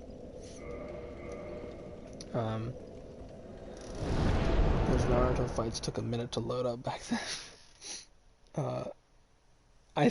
I would imagine that you guys also looked at your fair share of these, but one of the very first types of videos that I consistently looked up on YouTube were AMVs. A lot of times for animes that I had absolutely no idea about, but I just saw the imagery and was like, wow, look at all this stuff going on. I think I was really into AMVs at the time too. Yeah, exactly, Kelvin. That's exactly what I was saying. I remember specifically I used to watch an AMV about Elfen Lied that was just like completely mind-blowing to me at the time. I was like, I didn't even think it was real for a long time. I was like, there's no way that they show videos like this on the TV. This is like way too violent for the TV. I remember my first AMV. What was your first AMV, Kelvin? That's a special memory right there.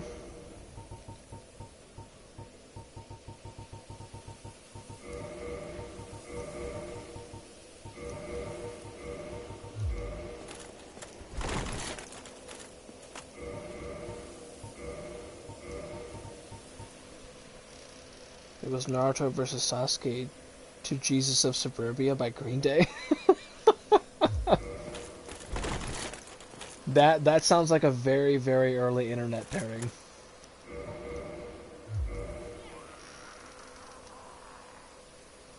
And that song was like 10 minutes long, so it was a lengthy AMV. Oh man. These memories.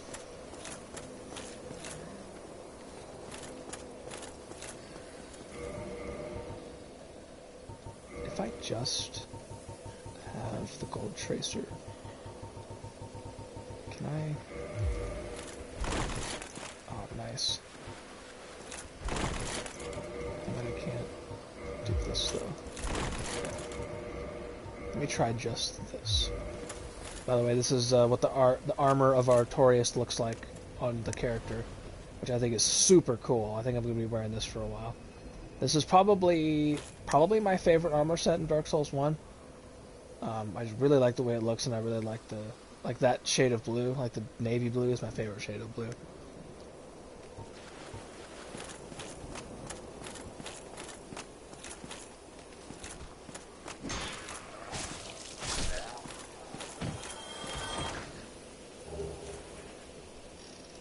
You guys remember the first game you ever played online? That armor is dope. Thank you, Baby Luigi. I think it looks awesome as well. The first game I ever played online. I actually do remember the first game I ever played online, and it was a very, very strange experience for me because I just didn't understand it for a while. Hold on a second.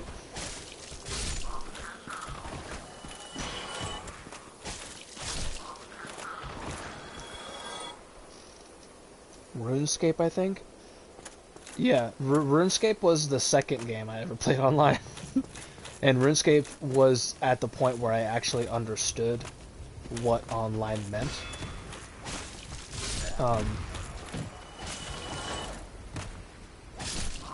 The first game I ever played online was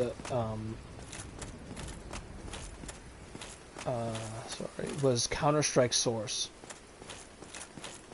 I don't know if you guys have ever played that. I have a lot of good memories with Counter-Strike Source.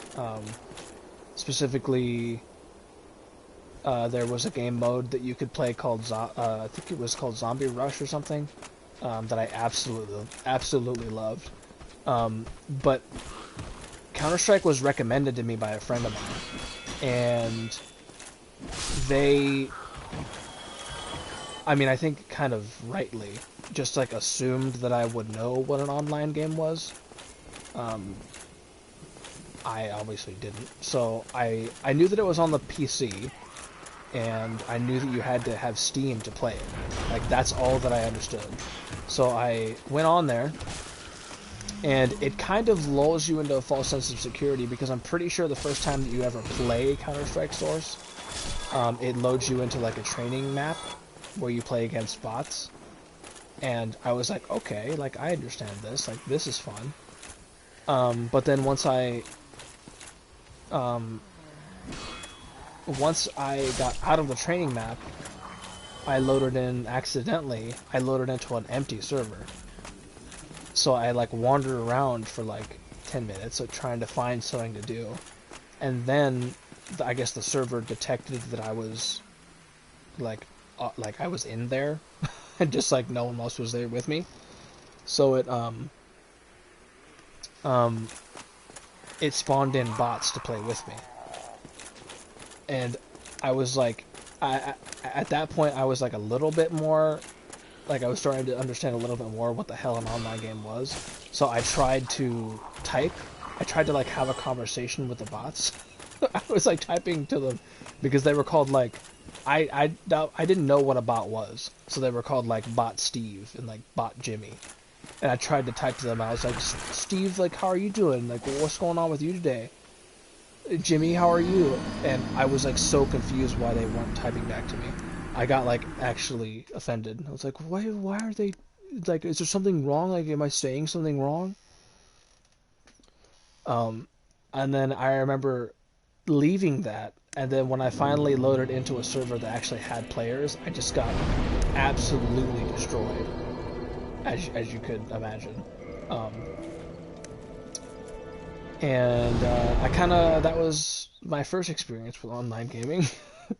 Yeah, Bot Steve. I specifically remember Bot Steve. I don't remember what the other one's name was. Bot, like Jimmy or something. My boy Bot Steve. Dude, Bot Steve was on my team. He helped me defeat the evil Bot Jimmy.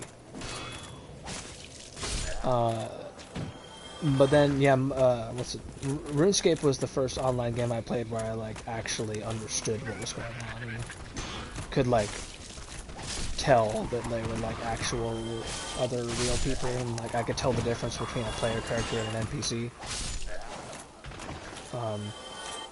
Kelvin's was also RuneScape. Tames, what was your first online game?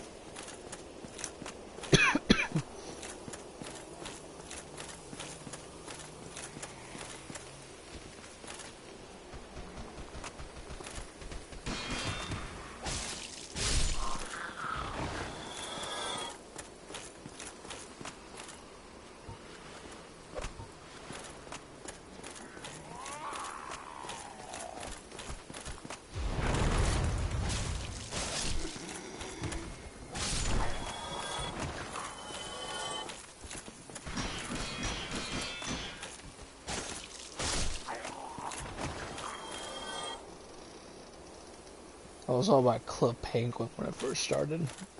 You know, I'm actually kind of jealous that I never got to play Club Penguin, like, as a kid. Like, it was just something that just kind of completely flew under my radar. Because everyone that I've ever heard played it has, like, really good memories of it. Do you have any, like, specific... I played a lot of Smash Brothers Brawl too. I tried to play a lot of Smash Brothers Brawl, but my internet wasn't having it. My internet was not up to snuff to play Smash Brothers. Do you have any, like, specific memories of playing Club Penguin, Tims? Like a funny thing that happened, or maybe like your first time ever playing it?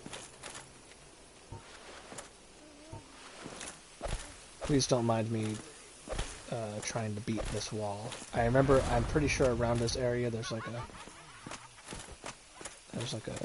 hidden wall. Yeah, it's this wall, but you have to bring a specific item here to open it. So I will come back when I have that item.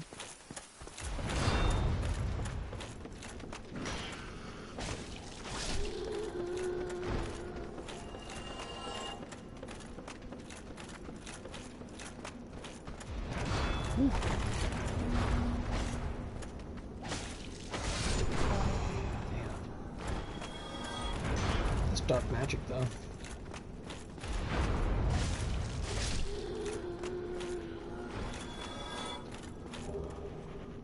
I got the blood sorcerer's head. Oh, God, I scared myself. Dark orb. That's a good sorcery right there.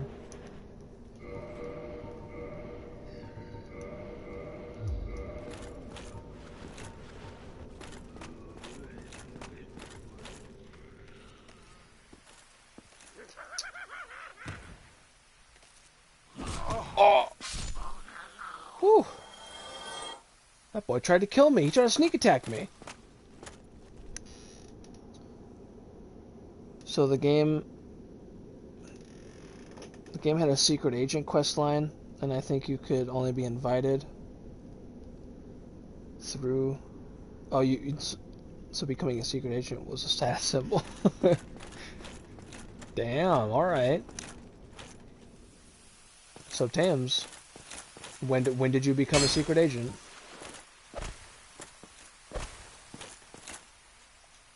Wait, I think it's this enemy. I think you have to kill this enemy to get the item.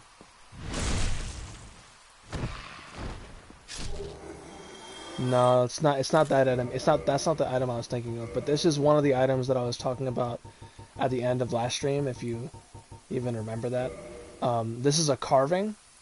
It's called the I'm Sorry carving, and what it does is you equip it and then you do this. Watch this. This is one of my favorite items in the game. I'm sorry. It's just a little like thing you throw on the ground and it goes. I'm sorry. I'm sorry. I'm sorry. There's, I think, 3 of them. I think there's 3 of them. There's I'm sorry, there's thank you, there's very good, and then there's one more, I think. But I don't think I ever used the 4th one, if there is a 4th one. Very good. Very good. Thank you. I'm sorry.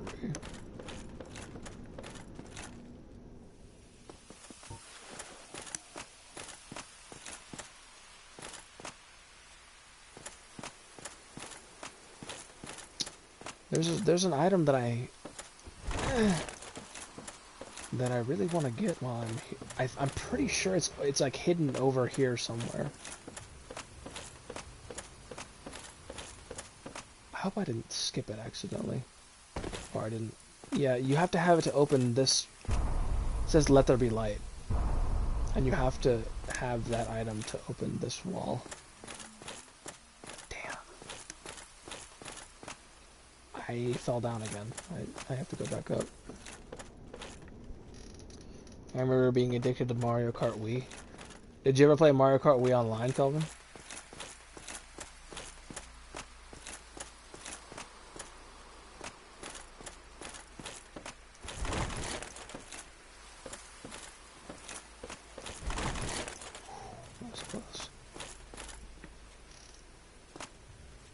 Mario Kart Wii had its own channel and it's on the Wii menu dedicated to online play. Iconic.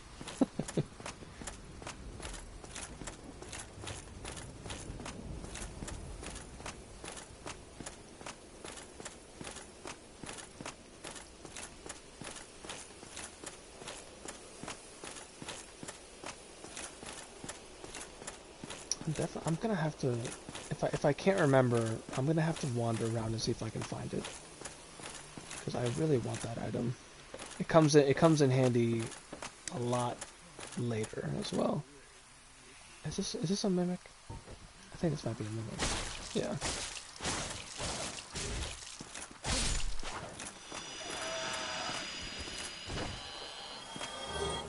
Oh, here's the very good one. Very good. Alright, ready?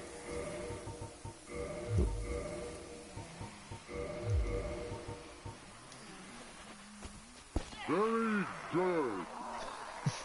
Very good.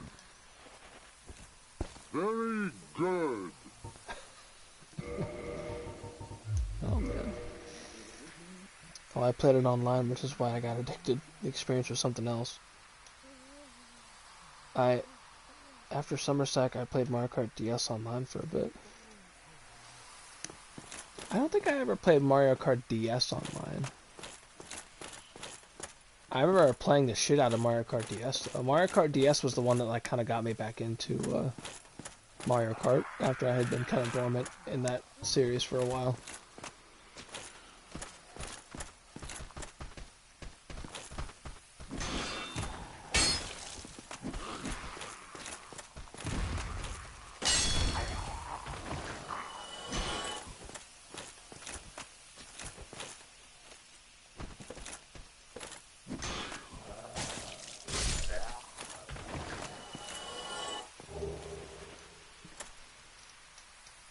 Can't forget Mario Kart DS. Delfino Square still is my favorite map. Yeah, I remember that was a good map. I remember playing it on I don't remember if that did that map ever come back?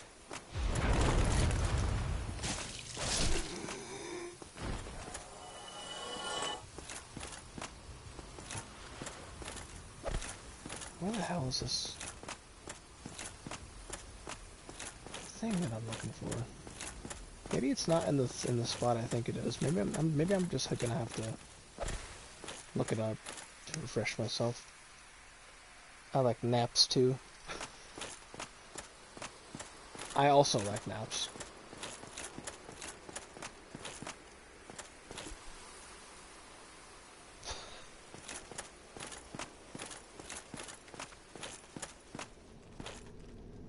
Well, hello there. Oops.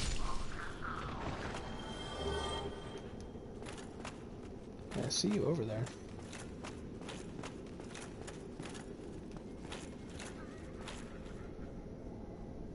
All right, let me actually look this up because it's gonna bother me if I don't find it. I think they brought it back for Wii. They had Delfino Square in Mario Kart Wii.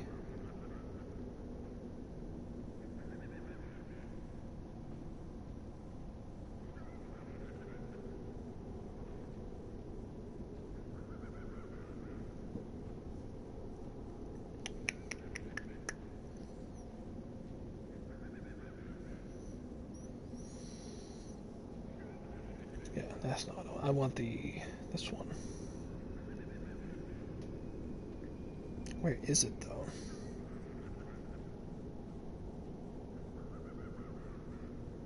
Oh.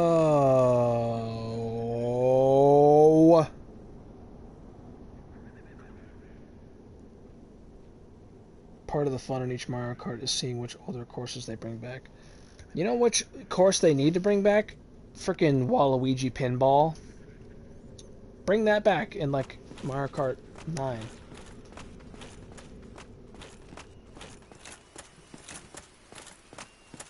That was one of my favorite maps. Rainbow Road in 64 and MK8 is phenomenal. That's true. I think what does Mario Kart 8 Deluxe have like 4 different versions of Rainbow Road, or is it just 3? They have a lot of Rainbow Road in Mario Kart Wii or Mario Kart 8.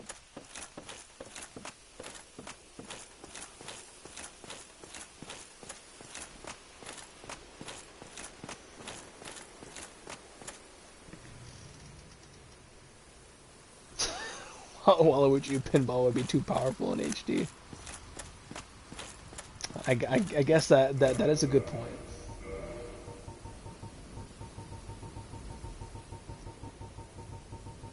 Waluigi Pinball has a pretty badass theme song too.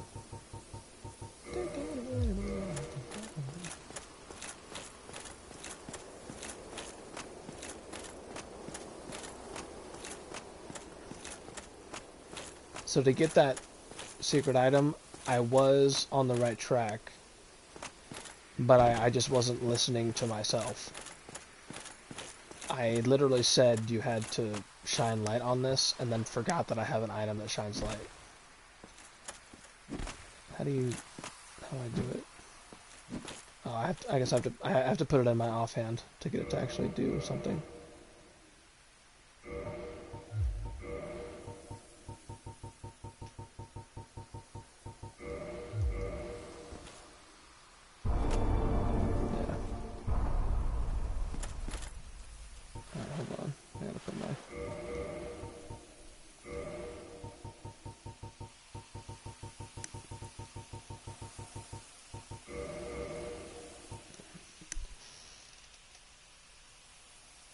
I hate Okumura's palace so much.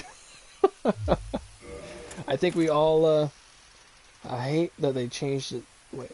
I hate that they changed it so the enemies respawn. Yeah, that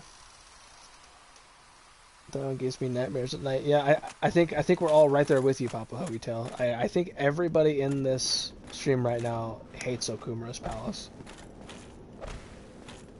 Especially James.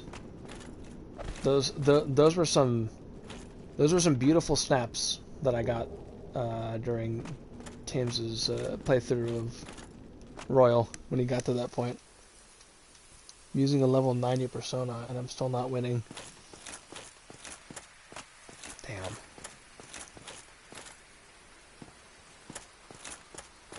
That palace is one of the most just like irritating palaces in the entire game. I need to put a silver pendant.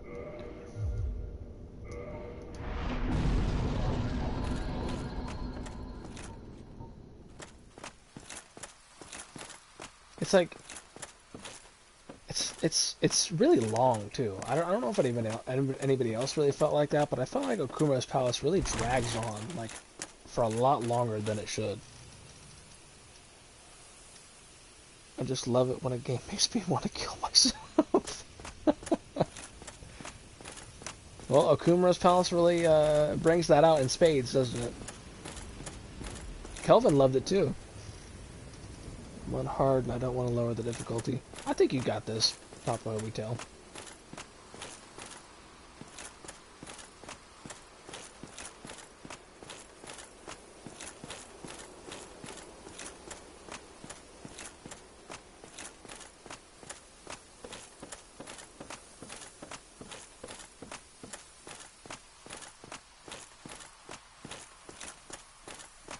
I don't know if like Tames or Nate, like, do you guys have any fancy tips for Okumura's palace? I know you guys are a lot more in tune with that kind of stuff. It's been a while, so I can't really remember what strategy I used. I wish it was the same in Persona 5. Why did you change it in Royal? Yeah, I've heard that I didn't actually play the original version of Persona 5.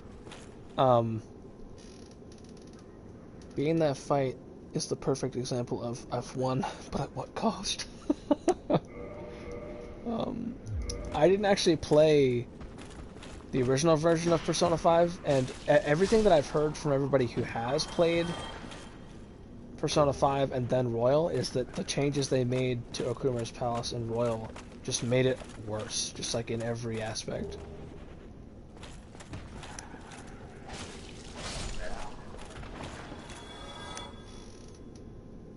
I want to smash my controller. I felt that same way. It's like the entirety of Okumura's palace, especially towards the end, because towards the end I was like, God almighty. I was just like skipping shit because I was so just like ready to be done with that palace.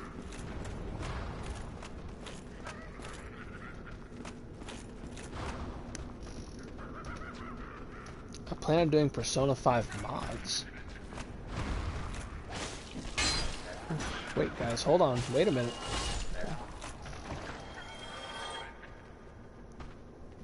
Wait.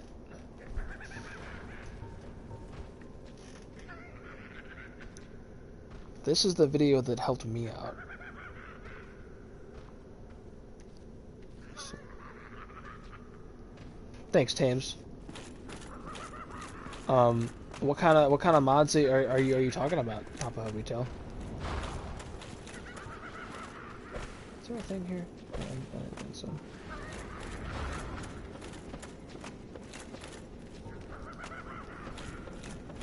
It's been so long since I played this area. I'm pretty sure I know this is just a side area. I'm pretty sure there's an item in this area that I want. Yeah, I want to go over there. Let me look around over here first.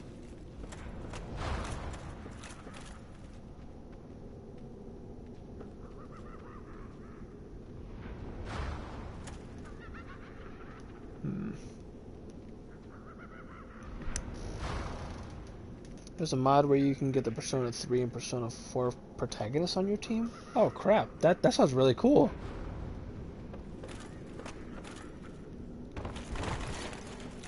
Have I been here? Oh, I've been here already. You'll have to let me know when you're gonna do that. I like the sound of that already. You'll have to let me know when you plan on doing that, so we can pop into your stream. I would definitely love to see that. God almighty.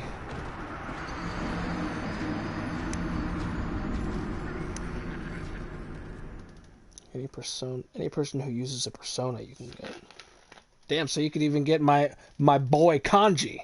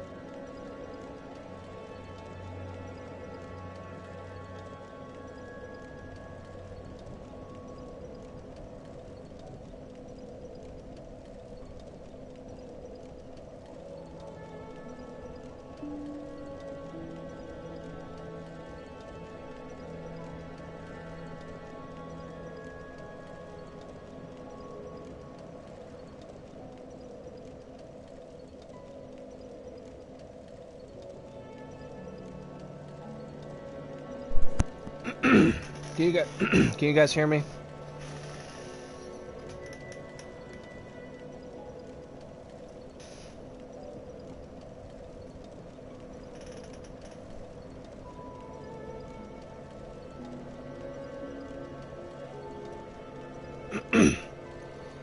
Can you guys hear me?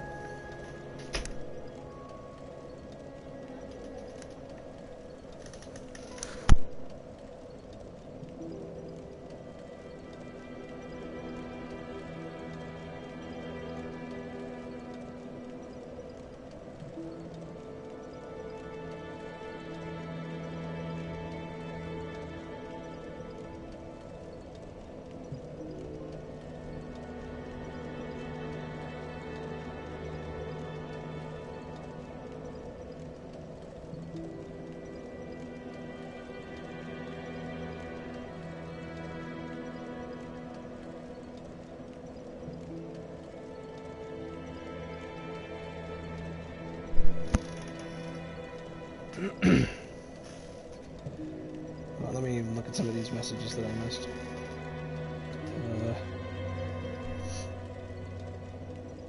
Any person in the game that uses a persona. Yeah, so Persona 4 and 3 and 4 protagonists already have models in the game. They can also change personas. You can get you can get the 2 end bosses as personas as well? Damn.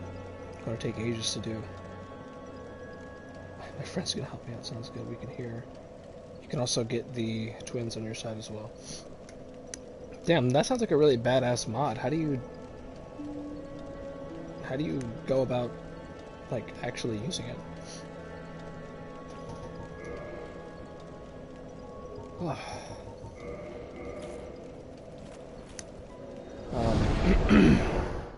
Hopefully you guys couldn't hear all that, what just happened.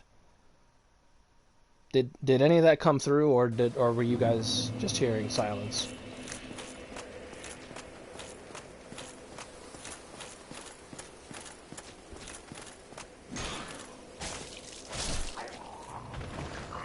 We did not hear that. Okay, good. The game's not on PC, is it? Yeah, is it on PC? I haven't heard if it had a PC port. I know Persona 4 Golden has a PC port, but I haven't heard of Royal getting a PC port.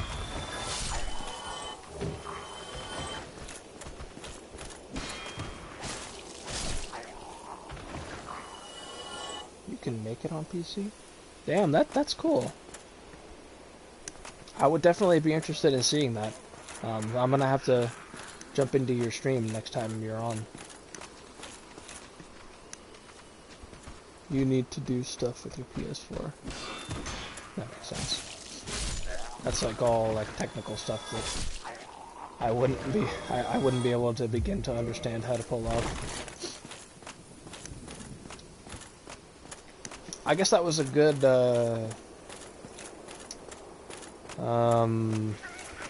test for my headset, though.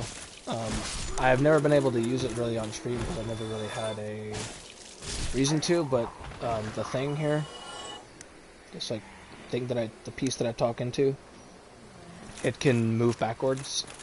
It can like snap back, and if I snap it back, it's supposed to mute. And I did that, and I guess it worked, because like immediately after I said I could get my boy Kanji, going to get going. See you later. Thanks for coming, Papa Hobitail. I appreciate you being here. Have a good night, or good time, whatever time it is where you are. Have a good day.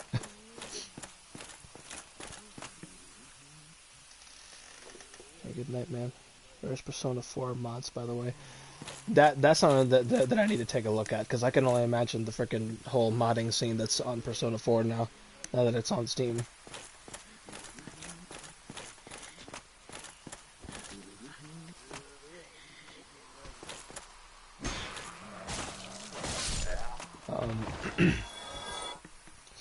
But as soon as I said you can get my boy Kanji in the game, I took a drink of my drink, and I guess I took it in a weird way. I don't know. I took it weirdly, I guess, and it, like, the entirety of the gulp went down the wrong pipe, and I had just like a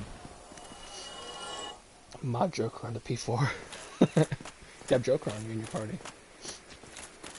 Joker could be part of the investigation team. Like, the entirety of that gulp went down the wrong pipe, and I just had like a coughing fit, and I made some really unpleasant sounding noises. So I'm glad you guys didn't I'm glad you guys didn't have to hear that. Oh man. I think I completely left the frame there for a little bit. I mean, at least I hope I did.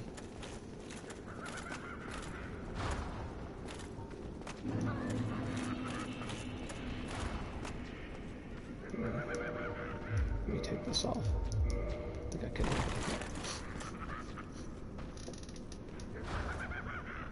I think you took a.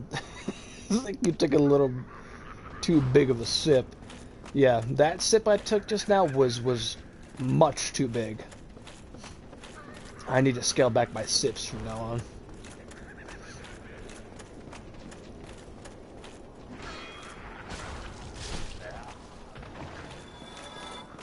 Man, that'd be a really embarrassing way to die. Just choke to death on a stream. Can you imagine that? Man. I still got just like a teensy tickle in the back of my throat, but I'm scared to take another sip, to be honest. Oh.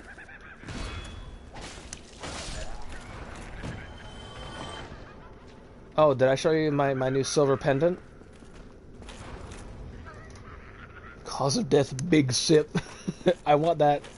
If that what was just to happen to me, if I were to die on stream from taking too big of a sip, I want that to be on my tombstone. I want that to be my epitaph. Todney Rim died of taking too big of a sip. Cause of death, big sip. I can try and show it off, the functionality of my silver pendant here. When I use it, it looks like this. It's pretty cool. What it does is that it repels dark magic. So I can try and show it off with these enemies in the next room.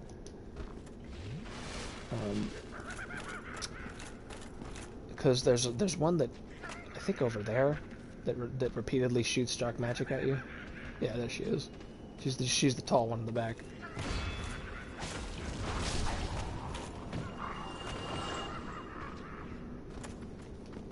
I'm trying to attract as many of the regular guys to me as I can, so I don't have to fight them while she's shooting magic at me.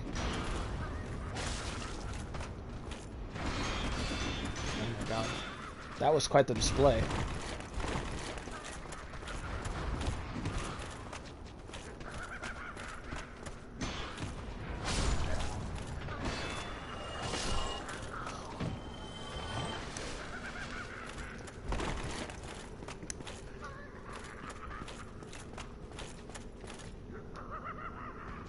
Is there two of them? Yeah, there's one up on that damn ledge. Can I get to her?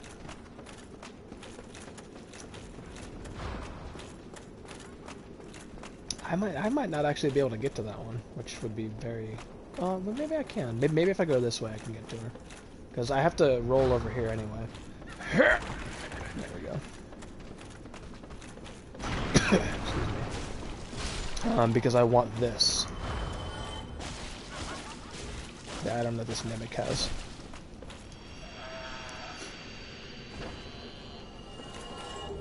The crest key. I think this area. Oh, hi there. Leads to the way that you can get to that sorceress lady.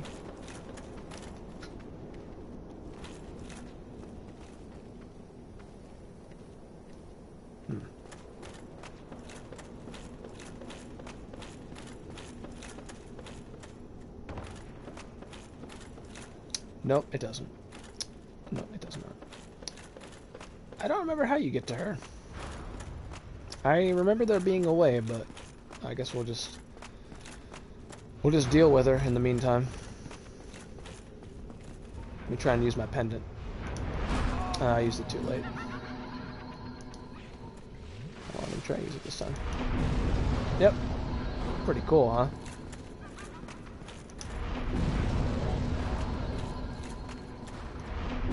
Oop, that was wrong button. Damn, she poisoned me in one hit.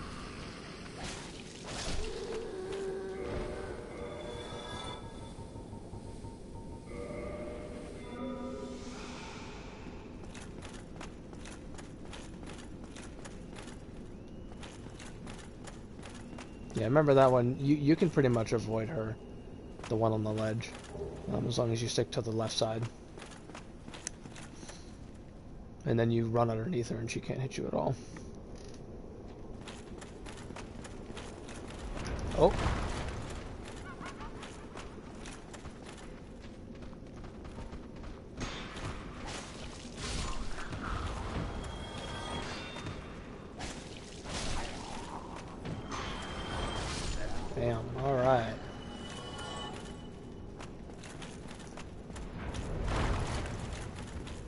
Yeah, I don't think she can get you here. Dark fog. Pretty crazy noise she just made up there. Dark magic is actually the source of one of the most hated spells in the entire game. There's a spell you can get called Pursuers. That's a dark spell. It's pretty much exactly what it sounds like. It if you cast it at someone, it will pursue them like literally endlessly, and unless it hits a wall. Having it hit something in the environment is the only way to dissipate it without actually getting hit by it. But it just follows you forever, and it's very, very irritating to go up against in PvP. So if someone ever invades you and they use Pursuers, you're just like trying to find a damn wall to like hide behind so they don't just immediately kill you with it, because Pursuers by itself is also a pretty powerful spell, even without the freaking pursuing effect. Okay. Alright, that's great. That doesn't sound fun. No, it's not. It's not fun at all. I'm gonna take a little sip.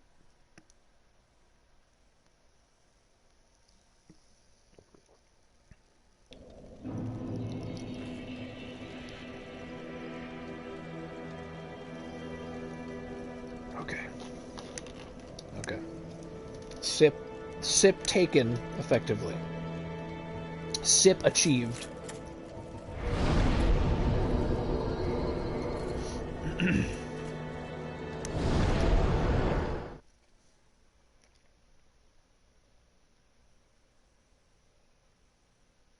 We're getting pretty close to where I'm probably gonna set this down for tonight. I want to get to the beginning of the next area, and then I'll probably stop for tonight. We got, I mean, pretty dang far into the DLC tonight. Please, Tames, please don't let me forget to use the crest key. I want to use that before we leave, or before I end today's stream, so I don't forget to do it. And we have a shortcut now. Look at this. We don't have to run all the way through the area.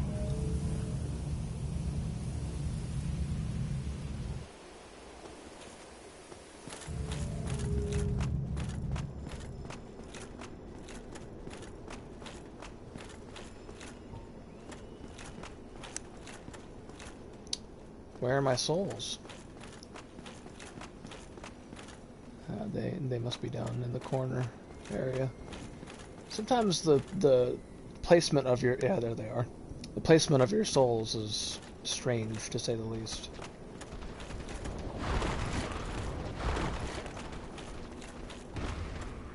These guys have such gangly reach.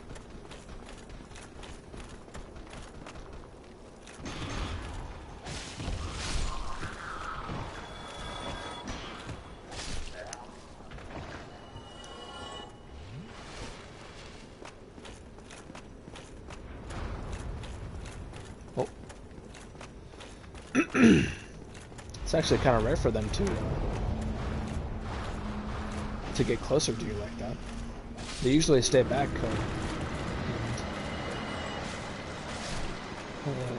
and shoot magic at you. Alright, look at that. That was surprisingly easier than I thought it was going to be.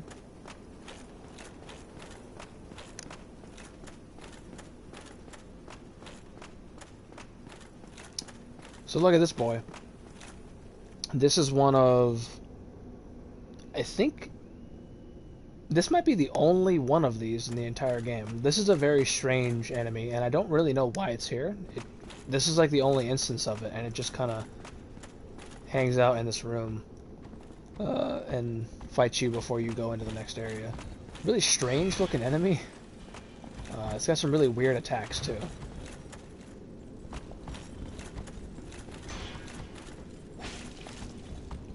It's weird to attack too, because a lot of direct attacks just like bounce off of it for some reason. So I might have to. Yeah, it's got that dang thing it twirls around. I might have to switch back to my other sword. It looks like I can hit it with the strong attack though.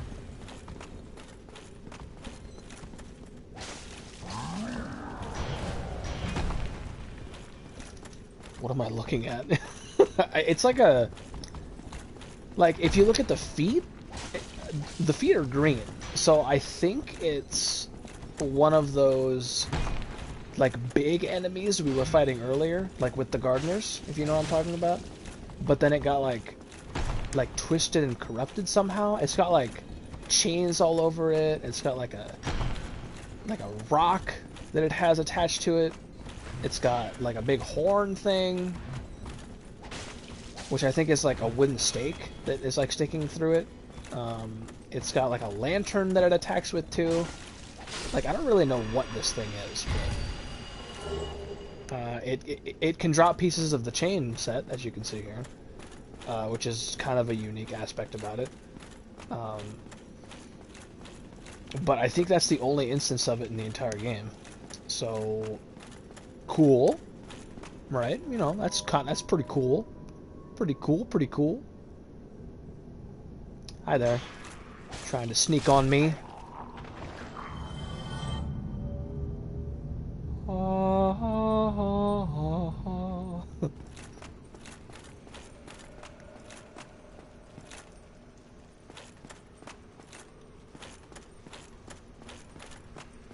Finally reached this dang old bonfire.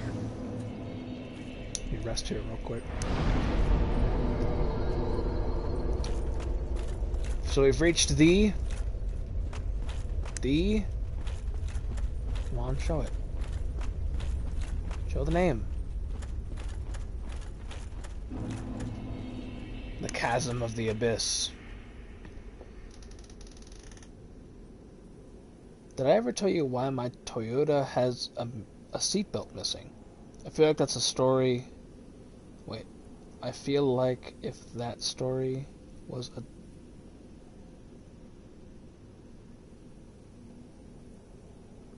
Oh, I feel like if that story was a Dark Souls enemy, it would be that. That's very appropriate, I feel like. Oh man, I missed the damn thing. So this is the Chasm of the Abyss. This is the like last-ish area of the DLC. But there is one more area that I want to go to first before I do this.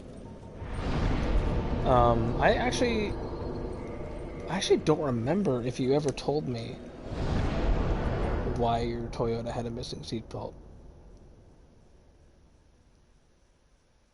I remember that aspect about it, but I don't. I think you told me at one point, but I don't remember now.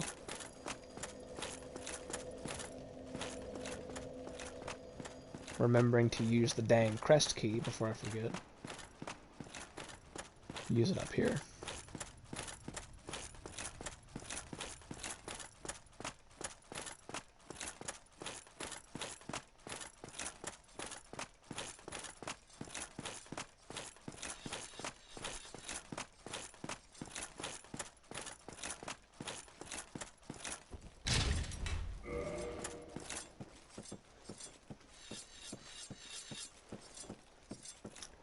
And we find this interesting fellow up here.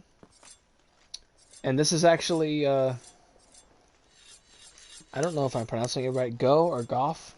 This is the fourth night of Gwyn. So we finally met all four of them now. A visitor, have we? Thou must be the one who freed Artorias. That old friend he was. Thanks to thee, he left this world with honor intact, and here I am, retired and blind. Of little help to thee, I'm afraid. Big Chungus? he is a big Chungus, isn't he? But he's also the one that sells the other 2 carvings. Hello is the last one. So there are 4, and they only cost 5 souls. He only wants 5 souls. So I'm gonna buy both of them. Farewell, human. Lead thy life As thou seest fit. So we already heard, what was it? We heard very good and I'm sorry. So here's thank you and hello. Thank you. Thank you. Thank you. And then here's hello. Hello. Hello. Hello. These are essential co-op items. We talked to him. Well, that comes again. Oh, what a strange one.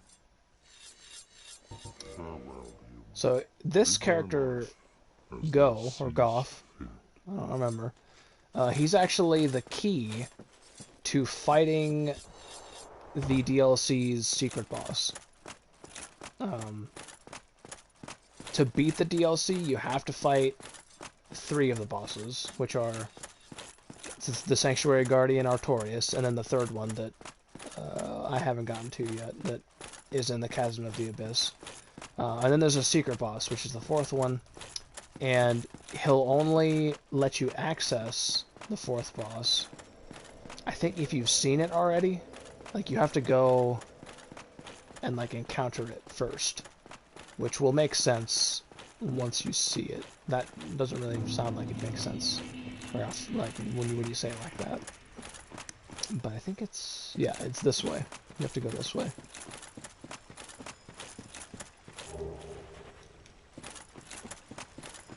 So we probably won't. I'll set it up so we can fight this boss, but I won't. Well,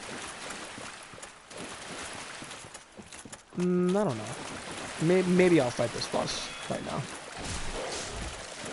I don't know.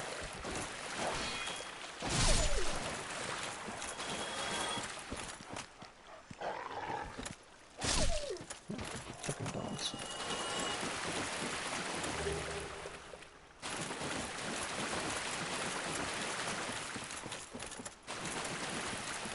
How you doing on this Saturday night, Thames? Or I guess you could say very, very early Sunday morning.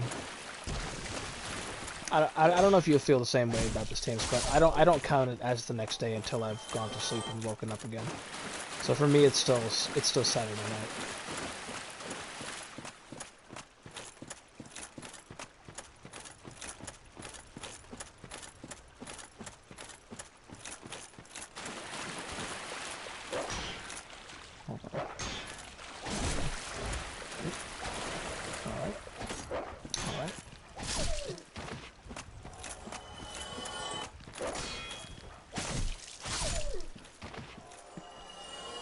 Same here.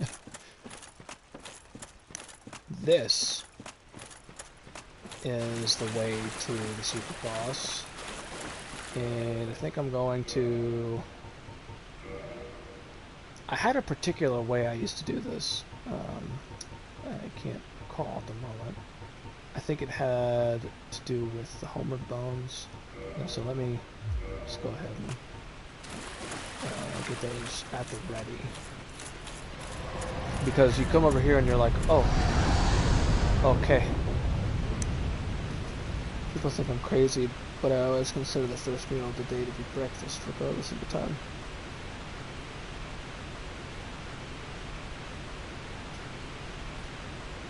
Oh. I see what you mean.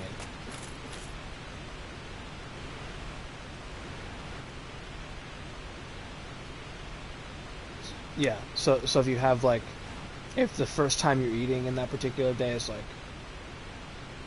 for some reason it's like 2 o'clock, that's still breakfast, right? That's what you're saying?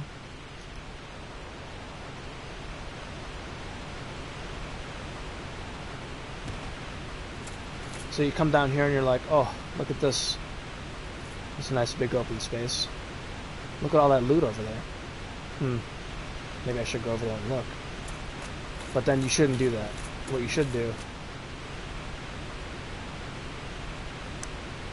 Exactly. Okay. Is you should look over here.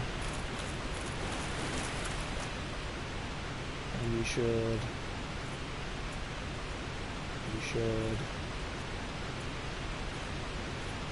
get ready, because you should do this.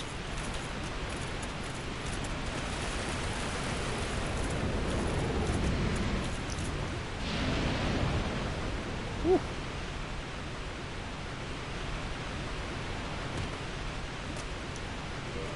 So now, it's kind of hard to see because I obviously ran, so I didn't die. But that was the dragon coming down and trying to breathe dark magic fire on me. So now that that has happened, now that I have experienced that, now I can go back to Goth. I think that's how I'm gonna start saying it. Seeing that boy turn the corner made me jump out of my chair. I didn't mean to spook you, Tams. I'm sorry. He does come barreling around that corner though, like I'm gonna get you, my boy. I'm gonna breathe this fire on you, and you're like, oh shish. Especially the first time you play this, you're like, oh, and then you just get roasted, literally. But now that that has happened, we can go up to Goth and be like, hey. Oh well, that's not what I meant to do. We can be like, hey. About that dragon.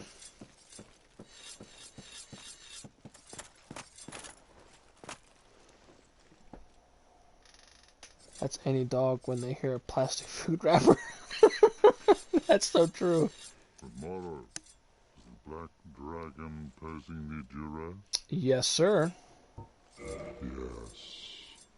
I thought as much. He's called Kalameet. Ferocious dragon indeed, even mighty Anna Londa dared not provoke his ire.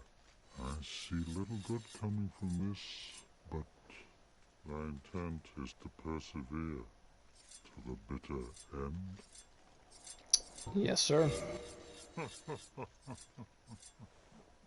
Good, good. What is bravery without a dash of recklessness? I've taken a liking to thee, and I owe thee much for thy service to Artorias. Now, watch, and see how Goth hunts dragons. So he's gonna help us out. And this little cutscene kind of clues us into an interesting thing about him. As you can see, he like touched around to find his bow, which indicates that he is actually blind. He's a blind archer, which is pretty cool. He does this entirely through sound.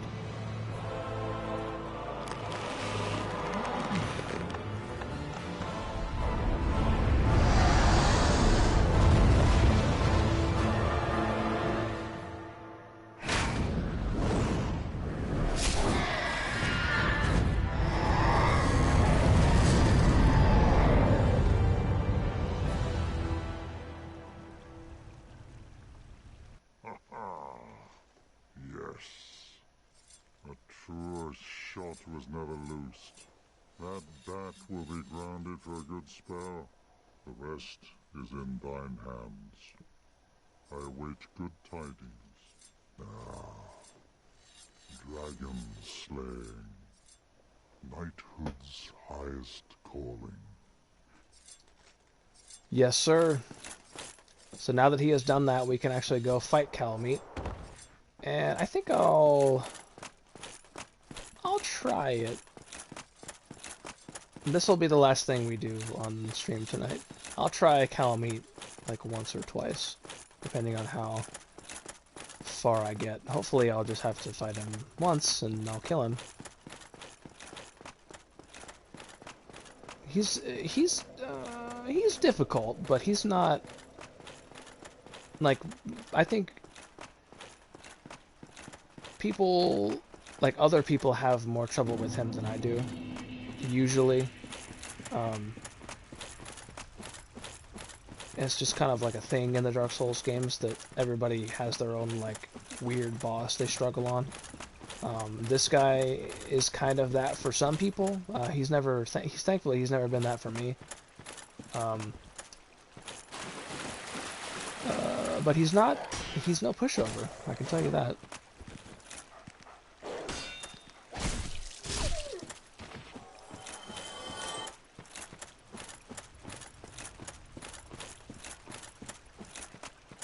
I feel like these dogs, like From Software put these dogs here to just troll players who were having trouble with Calamite, so you have a harder time just like rushing in after you die to like go find him again. You have to deal with these dang ass dogs that jump around like jumpy jumpertons. Oh my god.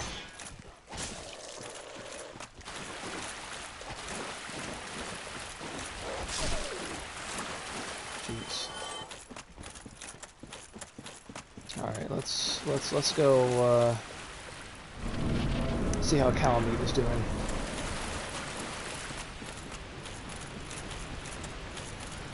You always have to use this big ass ladder to get down to him too. He still flies in, which is kind of weird though. Like he's not already down here.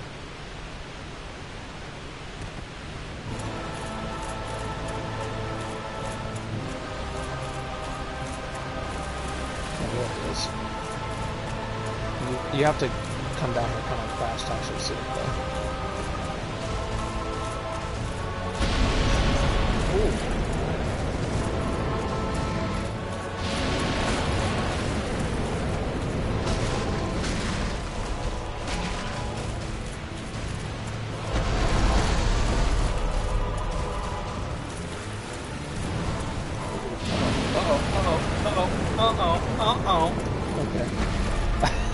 I thought, I guess as soon as you see that happening, you have to get out of there, or else it gets you.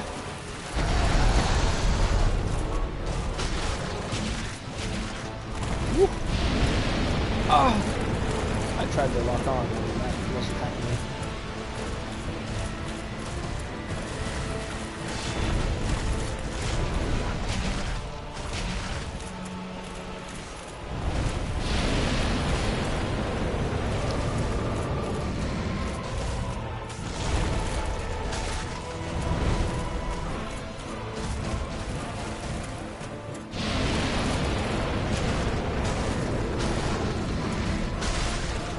Yeah, there it is. I was gonna say I'm pretty sure I'm building a bleed on him. You can. He's another boss that you can cut the tail off with Calamite, and you get a special weapon for it. That attack has weird timing to dodge it. I keep trying to lock on after that attack, and it always messes with my camera.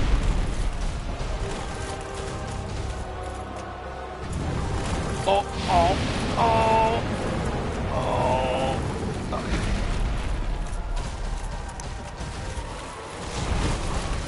Oh, they got me that time.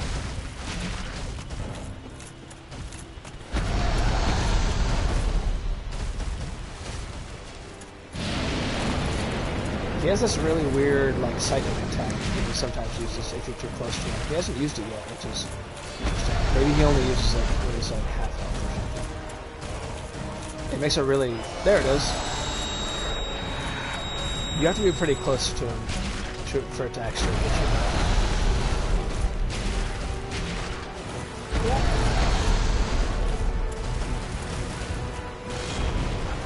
Ooh, actually, I got some airtime.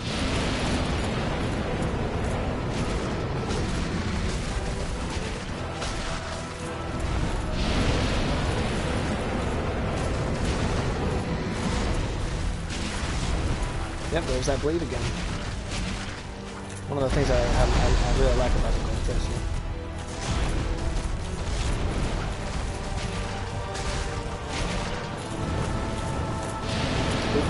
I didn't start running fast enough. at least that didn't actually work.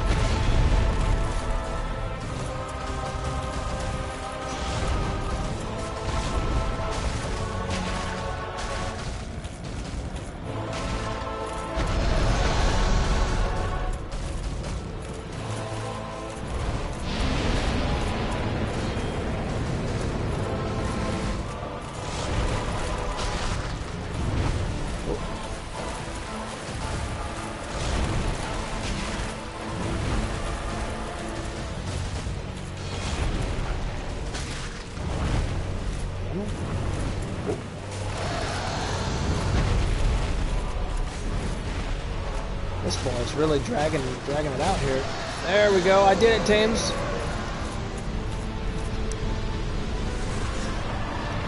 Black Dragon Calamite is dead.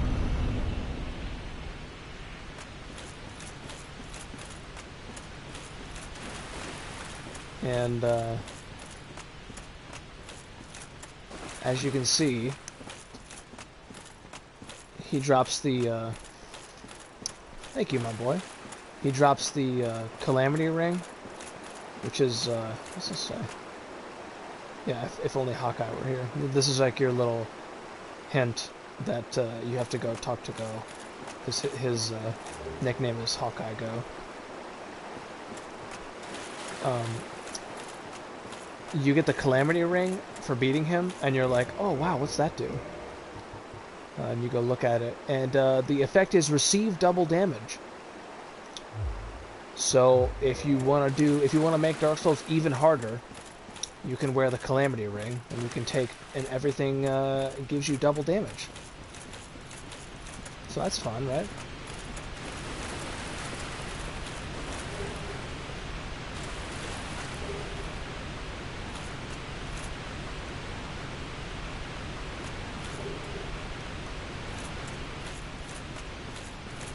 And then the last secret down here is that you go over here, and you're like, what the heck is that? I'm sorry. Yeah, Tims, if you put on the Calamity Ring, you get this little effect above your head. So like Eye of Sauron looking thing. And everything that hits you does double damage. I'm gonna go ahead and take that off, because I would not like that. But yeah, there's some mods on PC that give you, it's called the Calamity Effect, and they permanently affix that to your character.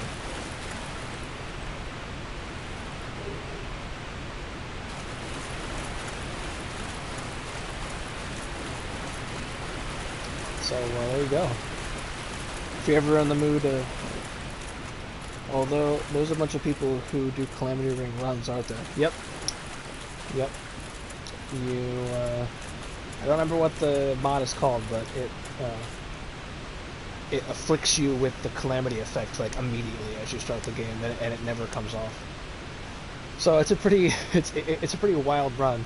You should, if you're ever interested, there's some interesting ones on YouTube. So now at this point, I'm actually going to.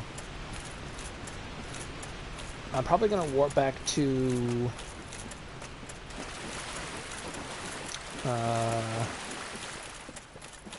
Firelink Shrine, so I have all 10 of my S's back. I'm going to level up, and then we'll be done for tonight. Some people just hate themselves. There's some challenge runs out there where I feel like that's the only reason someone would attempt them, is if you just like really wanted to cause yourself pain for some reason.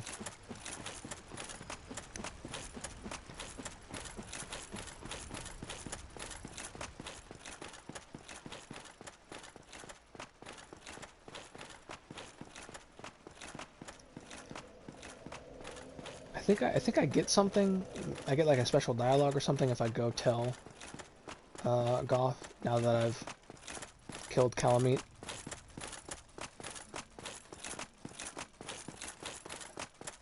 Let me go double check that.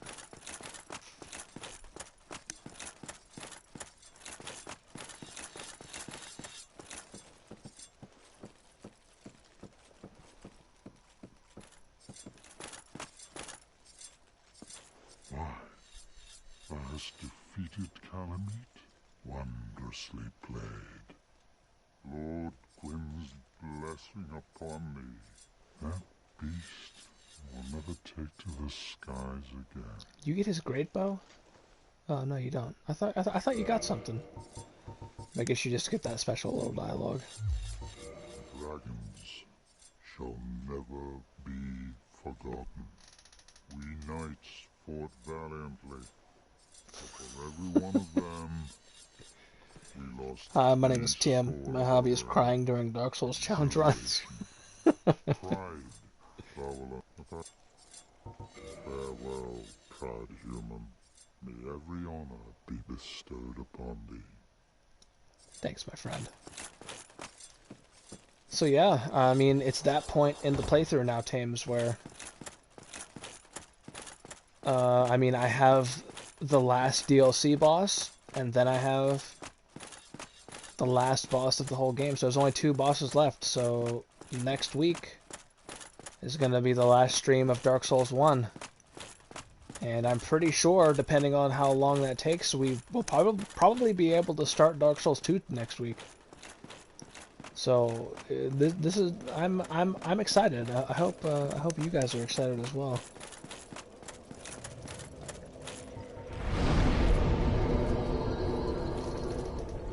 Next week is going to be a big one. Yep, it's going to be the ending of Dark Souls 1 and the beginning of Dark Souls 2. It's gonna be quite the event.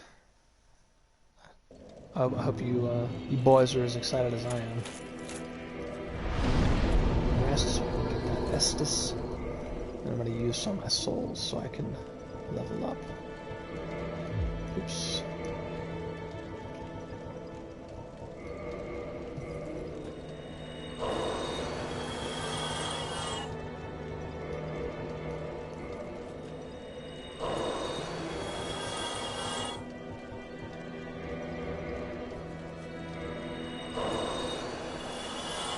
Dark Souls 2 is the one. Dark Souls 2 is the one I've seen nothing of. Seen nothing on, so I'm hyped. Nice. I'm really glad to be able to show you Dark Souls 2, because I feel like Dark Souls 2 gets a lot of unwarranted hate from the community, just because it's different from Dark Souls 1 and 3, but I don't think in a bad way. I really like Dark Souls 2, so I'm excited to share it with you guys. It's not so different, but it's a little bit different. It's still pretty, like, what's the word I'm looking for? Pretty distinctly a Dark Souls game, though. You wouldn't look at gameplay of it and be like, what game is this? It's just some of the mechanics are different, and some of the environments are not designed the same way, and people get all butthurt about that.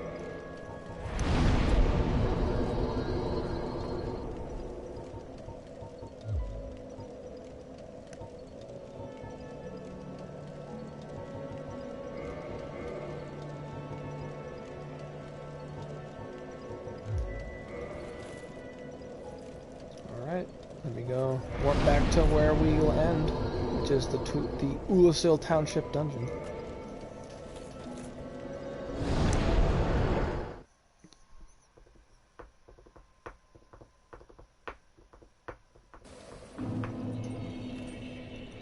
Alright, let me take a quick gander at my inventory like I always do. Yeah, I got my Titanite slab, broken pendant,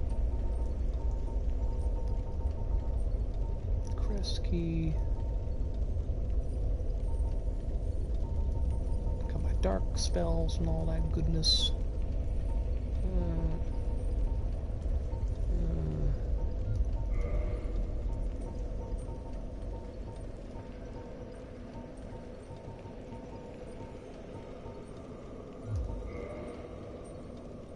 Good old Retifa 5650. Alright.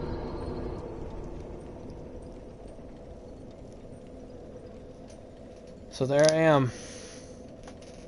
in position for next week's stream to be the Dark Souls 1 finale. And then the Dark Souls 2, I don't know, what's the opposite of a finale? I don't know, beginning? I was trying to think of a fancier word, but that's the only word that's coming to mind. So yeah, thanks for joining me, everybody. Thanks for being here, Tames, and Kelvin, and Nate, and Papa Hoeytail, and Alex. Everybody that was here, thanks for being here. Debut. Tames, thank you. Well, I would be here thinking about that all night if it weren't for you. Thank you, Tames. The Dark Souls 1 finale and the Dark Souls 2 debut is next week. Thank you, Tames. Thank you for being here. I hope you have a great rest of your night. Excellent stream as always, my boy. Thank you very much, Tames. I really enjoyed yours yesterday as well. Catherine is just so wild. I can't even keep track of it most of the time. I'm just kind of sitting there enjoying the ride, like, yeah, okay, this is cool. But yep, thank you for being here. Hope you have a great rest of your Saturday night, like I'm viewing it as. Hope you have a great Sunday. And yeah.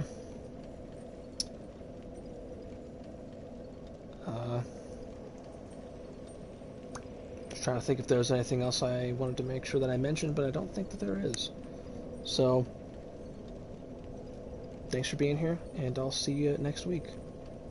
Same day, same time, Saturday at 7. Goodbye. Wait, let me try and do this. Ready? Let's see if I can do it. Goodbye.